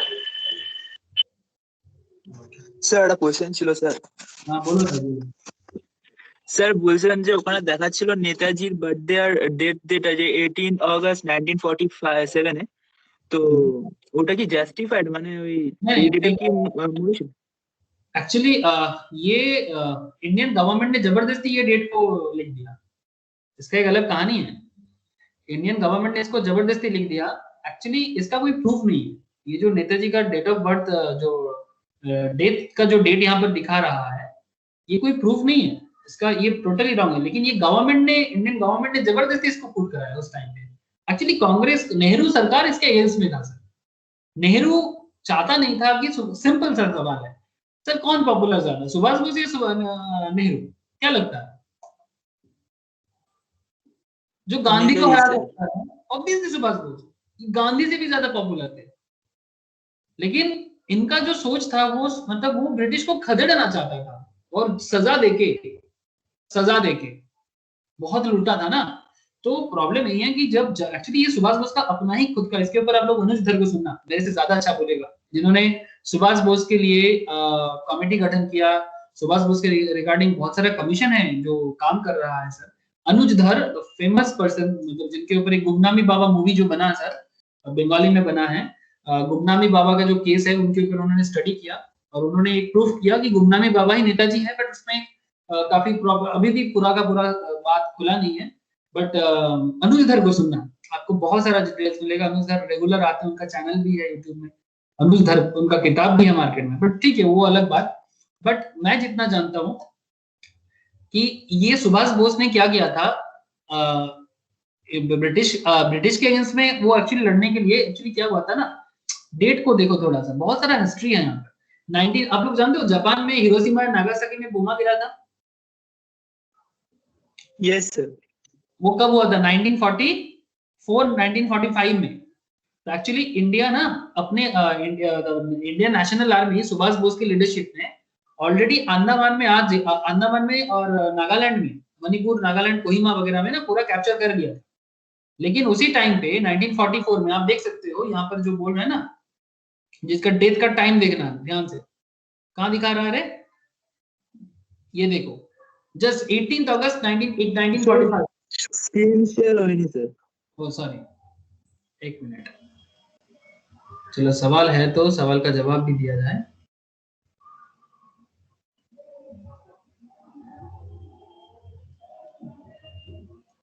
अभी शेयर्ड है? ये देखो डेट, देखो डेट बहुत इंपॉर्टेंट है यहाँ पर, आपके मन में खुद ही सवाल आ जाएगा। सर अभी तक शेयर नहीं हुआ, स्क्रीन दिखाई नहीं दे रहा कुछ। अभी भी शेयर नहीं हुआ, एक सेकंड।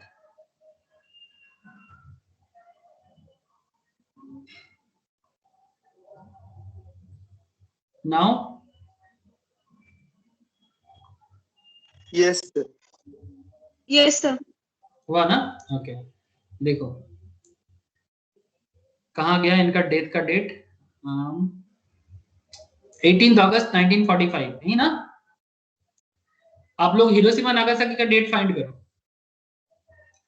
हिरोशिमा नागासाकी का डेट है 8 एंड 9 अगस्त, same year. Okay, Hiroshima Nagasaki date 8 and 9 अगस्त। इसके रिगार्डिंग क्या बताओ आपको कि एक्चुअली नेताजी ने क्या किया, मतलब जब जापान के हेल्प से ही तो इंडिया नेशनल आर्मी इंडिया में आ रहा था, मतलब कांग्रेस को और ब्रिटिश गवर्नमेंट को गिराने के लिए, स्पेशली ब्रिटिश को, कांग्रेस के अगेंस्ट में इनका कोई ये नहीं था ब्रिटिश गवर्नमेंट को, लेकिन कांग्रेस हेल्प नहीं कर रहा था। अगर कांग्रेस अंदर से हेल्प करता ना तो इंडिया को इतना जोर का आजादी मिलता और ये करप्टेड नेता लोगों का जगह नहीं होता। लेकिन वही प्रॉब्लम हो गया। तो प्रॉब्लम क्या हो गया, नेताजी ने एक कहानी बनाई कि सबको आंखों में धूल देने के लिए कि नेताजी मर गया प्लेन क्रैश में।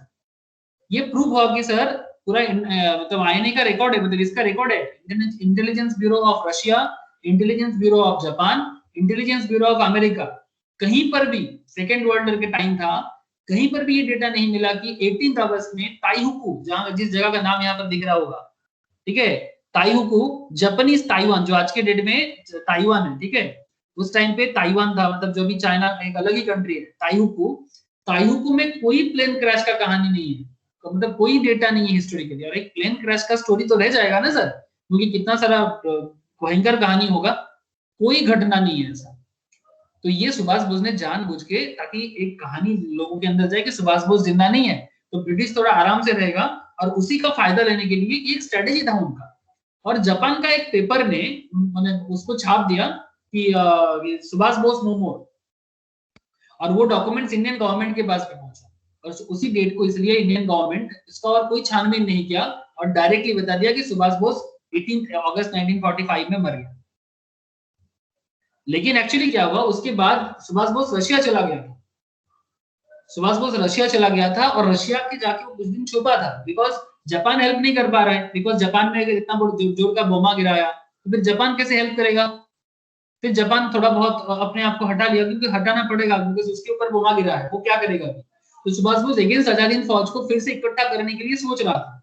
शहनाज हुसैन आई थिंक जो सुभाष बोस का बहुत ही करीब थे, और वो था उसके साथ, तो वो आके इंडियन नेशनल कांग्रेस में आके भी बोला कि सुभाष बोस नहीं है, वो जानबूझ के बोला ताकि नेशनल कांग्रेस को भी थोड़ा सा ठीक लगे कि यार चलो यार सुभाष नहीं है तो हम लोग अपना गद्दी बचा लेंगे, ठीक है, ब्रिटिश जाएगा और हम लोग राज करेंगे। ये इनका एटीट्यूड था, और इसी एटीट्यूड का हेल्प लेके मतलब सुभाष बोस को बाद में सुभाष बोस बहुत बार इंडिया में एंट्री लेने का कोशिश किया, लेकिन प्रॉब्लम बार बार वही हो रहा था, सुभाष बोस के अगेंस्ट में सिर्फ अकेला कांग्रेस नहीं था, कांग्रेस ब्रिटिश ने तो उनको शूट आउट किया था, मतलब shoot out at side, shoot at side, मतलब देखते ही गोली मार। रशिया ने भी उसके अगेंस्ट में आ गया था, बिकॉज जर्मन, रशिया, सब कोई, इवन यूएसए ऑल्सो, कोई भी सुभाष बोस के फेवर में नहीं था। बिकॉज इसका एक सिंपल सा बातें हैं सर, कि अगर सुभाष बोस के फेवर में आ जाएगा ना, बिकॉज ब्रिटिश जाने के बाद यूएसए आया था इंडिया को रूल करने के लिए। आपको बता दो, ये सब कहानी नहीं है सर, तो रियलिटी है। जैसे ही ब्रिटिश लोग चला गया, उसके बाद इंडिया में रूल करने के लिए यूएसए आया। यूएसए बोला था, इंडियन जो असेंबली हुआ था उसमें बोला था नेहरू को कि हमें इंडिया का हालत तो बहुत खराब है, हमें इंडिया दे दो। कितना दिन के लिए? 15 साल के लिए हम इंडिया बना के दे देंगे, लेकिन अगेन कॉलोनियल, अगेन इंडिया को अमेरिका का कॉलोनी बनना पड़ेगा। तो नेहरू ने नहीं बना ये वाला बात, ये मैं मानूंगा ऑब्वियसली, लेकिन फिर भी उन्होंने पूरा फॉरेन कनेक्टिविटी रखा। माउंट बैटन जो लास्ट प्राइम मिनिस्टर था ब्रिटिश का इंडिया में, उनके जो वाइफ थे उनके साथ बात करके वो इंडिया को चलाता था। क्या बताऊं मैं, अगर आपको सुनने में लगेगा कि आप एंटी कांग्रेस जैसे बात करो, नहीं सर, एंटी कांग्रेस का बात नहीं है, रियल हिस्ट्री है। सुभाष बोस को मिल गया था सर लाल बहादुर शास्त्री 1965-66 में रशिया गया था तास्केंत में, इंडिया के साथ पाकिस्तान का वार हुआ था 65 में। इंडिया पाकिस्तान वार में जो पीओके आज पाकिस्तान लेके रखा है ना सर, वो पीओके में प्रॉब्लम हो गया था, तो इंडिया छोड़ नहीं रहा था। और इंडिया ना पूरा का पूरा पाकिस्तान का बलूचिस्तान, ठीक है, गिलजित बल्तिस्तान और ये पूरा एरिया लाहौर तक ले लिया था। यूनाइटेड नेशंस आ गया बीच में, बोला कि अगर इंडिया, क्योंकि इंडिया वो वाला पार्ट ले लिया, फिर वो यूनाइटेड नेशंस आके बोला कि आप लोग इमीडिएटली पीस ट्रीटी करो, नहीं तो वर्ल्ड लेवल में और फिर से थर्ड वर्ल्ड वॉर चालू हो जाएगा। अब ऐसे प्रॉब्लम में तब रशिया नहीं था, तब था सोवियत रशिया, और सोवियत रशिया बाद में 65 कंट्रीज में बांट गया, जिसमें कुछ उज्बेकिस्तान, कजाकिस्तान, जो तास्केंत है वो कजाकिस्तान है। तास्केंत में पीस ट्रीटी साइन हुआ। पीस ट्रीटी के लिए लाल बहादुर शास्त्री इंडिया का पीएम था, उन्होंने वहां पर विजिट किया था। और विजिट जब किया था तो हमारे यहाँ पर बड़े नेता थे अटल बिहारी वाजपेयी जी। अटल बिहारी वाजपेयी बड़ा अपोज किया था कि नहीं, कोई पीस ट्रीटी नहीं होगा पाकिस्तान के साथ, पीओके नहीं मानेंगे, मतलब पाक ऑक्युपाइड कश्मीर किस बात का। लेकिन लाल बहादुर शास्त्री पे थोड़ा फोर्स था कि वो साइन कर दे, और उन्होंने साइन कर दिया था। फिर जब यहाँ पर वो चिट्ठी लिखा था लाल बहादुर शास्त्री ने, किसको चिट्ठी लिखा था? इंडियन गवर्नमेंट को। और उनका अपना लाल बहादुर शास्त्री का जो नाती है सर, नाती मतलब क्या बोलते हैं उनको, मतलब नाती मतलब ग्रैंड क्या बोलते हैं सर उसको, ग्रैंडसन। ओके, ग्रैंडसन को चिट्ठी लिखा था। चिट्ठी में उन्होंने साफ साफ कहा है कि मैं इंडिया के लिए एक तोहफा लेके आ रहा हूं, जिसको देख के इंडिया चौंक के रह जाएगा और सारा का सारा चीजें भूल जाएगा। और वो तोहफा क्या है वो बोल नहीं सकता फोन पे या चिट्ठी में। मैं इंडिया के लिए एक ऐसा चीज लेके आ रहा हूँ। क्या लेके आएगा सर? गुलदस्ता थोड़ी ना लेके आएगा। सुभाष बोस को लेके आ रहा था। उसके 3 दिन पहले सैटरडे को कोलकाता में जो रेड रोड में 26 में जहां पर ये हुआ परेड होता है ना सर, वहां पर सुभाष बोस का एक बहुत बड़ा मूर्ति है। कुछ ही दिन पहले वहां पर सुभाष बोस का मूर्ति को उन्होंने ये करके गया था, और उसको पता था। और हर बार लाल बहादुर शास्त्री के साथ उनका बीबी और उनका साला रहता था हमेशा, लेकिन उस बार नहीं था, बिकॉज उनको पता था उनका जान को खतरा है। और पॉइंट ये सर, जिस दिन चिट्ठी लिखा, पीस ट्रीटी साइन हुआ, चिट्ठी लिखा, नेक्स्ट दिन सुबह उनको मार दिया गया। गवर्नमेंट ने उसका, मतलब इंडियन गवर्नमेंट जो उस टाइम पे था, ऑब्वियसली कांग्रेस का सरकार था, उन्होंने पोस्टमार्टम तक नहीं किया। मैं कोई कहानी नहीं बता रहा हूँ, सब प्रूफ बात है, आप लोग फाइंड आउट कर सकते हो। पोस्टमार्टम नहीं किया। एक मूवी है सर तास्केंत फाइल, मिठुन चक्रवर्ती है, काफी अच्छा एक्टर है, देखना। ये सब मूवीज आप लोगों को नॉर्मली नहीं मिलेगा। तास्केंत फाइल आई थिंक G5 में मिलेगा आपको, देखना, आपको पूरा कहानी समझ में आएगा। कॉमर्शियल मूवी है नहीं, देखा है, देखे हो तो उसमें तो जरूर ये पूरा कहानी बताया, और ये पूरा का पूरा कहानी था। मतलब ये एक्चुअली रियल स्टोरी है। अब लाल बहादुर शास्त्री का स्टोरी अभी तक बाहर नहीं आया। कांग्रेस ने बोला वो हार्ट अटैक से मर गया, नहीं सर, हार्ट अटैक से नहीं मरा, इतना नाजुक दिल नहीं था उनका।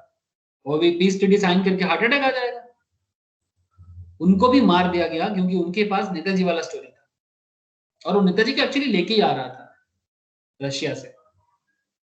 तो बहुत बड़ा खेल है सर ये 45 जो है। इवन आपको बता दूं, मोदी जी जापान विजिट करने गया था, और जापान में ये जो आपको दिख रहा है ना सर, ये देखो यहाँ पर, ये वाला, ये कहाँ गया, जस्ट अ मिनट, यहाँ पर आपको ये मंदिर एक देखा था ना सर, जहाँ पर ये रेनको जी दिख रहा है सर? स्क्रीन नहीं शेयर है। हाँ, वो विजिट नहीं किया था, वो स्क्रीन शेयर नहीं है। एक सेकंड, ये रेनको जी टेम्पल मोदी जी विजिट नहीं किया था। उनको बोला गया था कि आप नेताजी सुभाष बोस का जो ये है उन पे विजिट करो, तो विजिट नहीं किया था सर, क्योंकि उनको पता था, क्योंकि मोदी जी भी काफी दिनों से सरकार में है। हाँ, उनका जन्म बाद में हुआ है, वो अलग बात, बट वो काफी दिनों से है, उनको भी पता है कि वो एक्चुअली सुभाष बोस है ही नहीं। ये वाला देख रहे हो, ये सुभाष बोस ही नहीं है। यहाँ पर सुभाष बोस का कुछ भी नहीं है, वो नहीं विजिट किया था। रेनको जी जहां पर ताइवान में है उनका जो ये, इवन गांधी जी ने चिट्ठी लिखा था, किसको जानते हो? सुभाष बोस की, सुभाष बोस का जो दादा थे शिशिर बोस, नहीं शिशिर बोस नहीं, शरद बोस, गांधी जी नेताजी का भैया, बड़े भैया, उनको चिट्ठी में लिखा था कि सुभाष का अंतिम संस्कार मत करना क्योंकि सुभाष जिंदा है। गांधी को पता था सर, पर 48 में तो गांधी खुद चले गए, उनको मार दिया गया। समझ रहे हैं अरिजीत? हिस्ट्री छुपाया गया हमसे, हिस्ट्री छुपाया गया। ये 18 अगस्त ये ओरिजिनल घटना नहीं है, इसमें कोई दोहरा नहीं, ये प्रूव हो चुका है। इवन ये इसका जो डीएनए टेस्ट हुआ ना, रेनको जी का एस का जो डीएनए टेस्ट हुआ, वो डीएनए टेस्ट प्रूव नहीं हुआ। ये डीएनए नेताजी के डीएनए के साथ मैच नहीं करता, ये प्रूव हो गया है। तो फिर अगर ये नहीं है तो फिर वो भी नहीं है। और कोई डेटा नहीं मिला कि प्लेन क्रैश हुआ था। गवर्नमेंट का साजिश है, क्योंकि सुभाष बोस आता तो वो इंडिया का प्राइम मिनिस्टर बनते, और वो इंडिया का प्राइम मिनिस्टर बनते तो आज इंडिया वर्ल्ड में लीडर होता, गारंटी। क्योंकि इतना पावरफुल इंसान वर्ल्ड में बहुत कम आया है। चलो सर, इंडिया का किस्मत खराब था, अब क्या बताएं। लेकिन हाँ, सच्चाई सामने आना चाहिए, क्योंकि इंडिया को सच, झूठ के आधार पे बना हुआ कंट्री ना झूठ ही रह जाता है, ये मेरा मानना है। लीडरशिप का बात हुआ तो आप लोगों के अंदर साथ में थोड़ा ये सब बात भी कर लिया, बट सीरियसली सर, झूठ के आधार पे कभी भी कंट्री नहीं बनना चाहिए, सच के आधार पे बनना चाहिए। और सच के आधार पे बना हुआ कंट्री एक टॉप लेवल ऑफ कंट्री बनता है। उसमें देश में सम्मान, देश में करप्शन कुछ नहीं होगा। सुभाष बोस जब प्राइम मिनिस्टर होते ना, जात पात धर्म सब कुछ एक लेवल का होता, और वो सच्चा हिंदू भी थे और सच्चा इंडियंस भी थे, और हर धर्म का प्यार भी करते थे, सम्मान भी करते थे। लीडरशिप गजब लेवल का लीडरशिप, हाथ में गीता लेके चलते थे ऑल टाइम, और स्वामी विवेकानंद का बहुत बड़ा था। तो चलो कोई बात नहीं, ठीक है।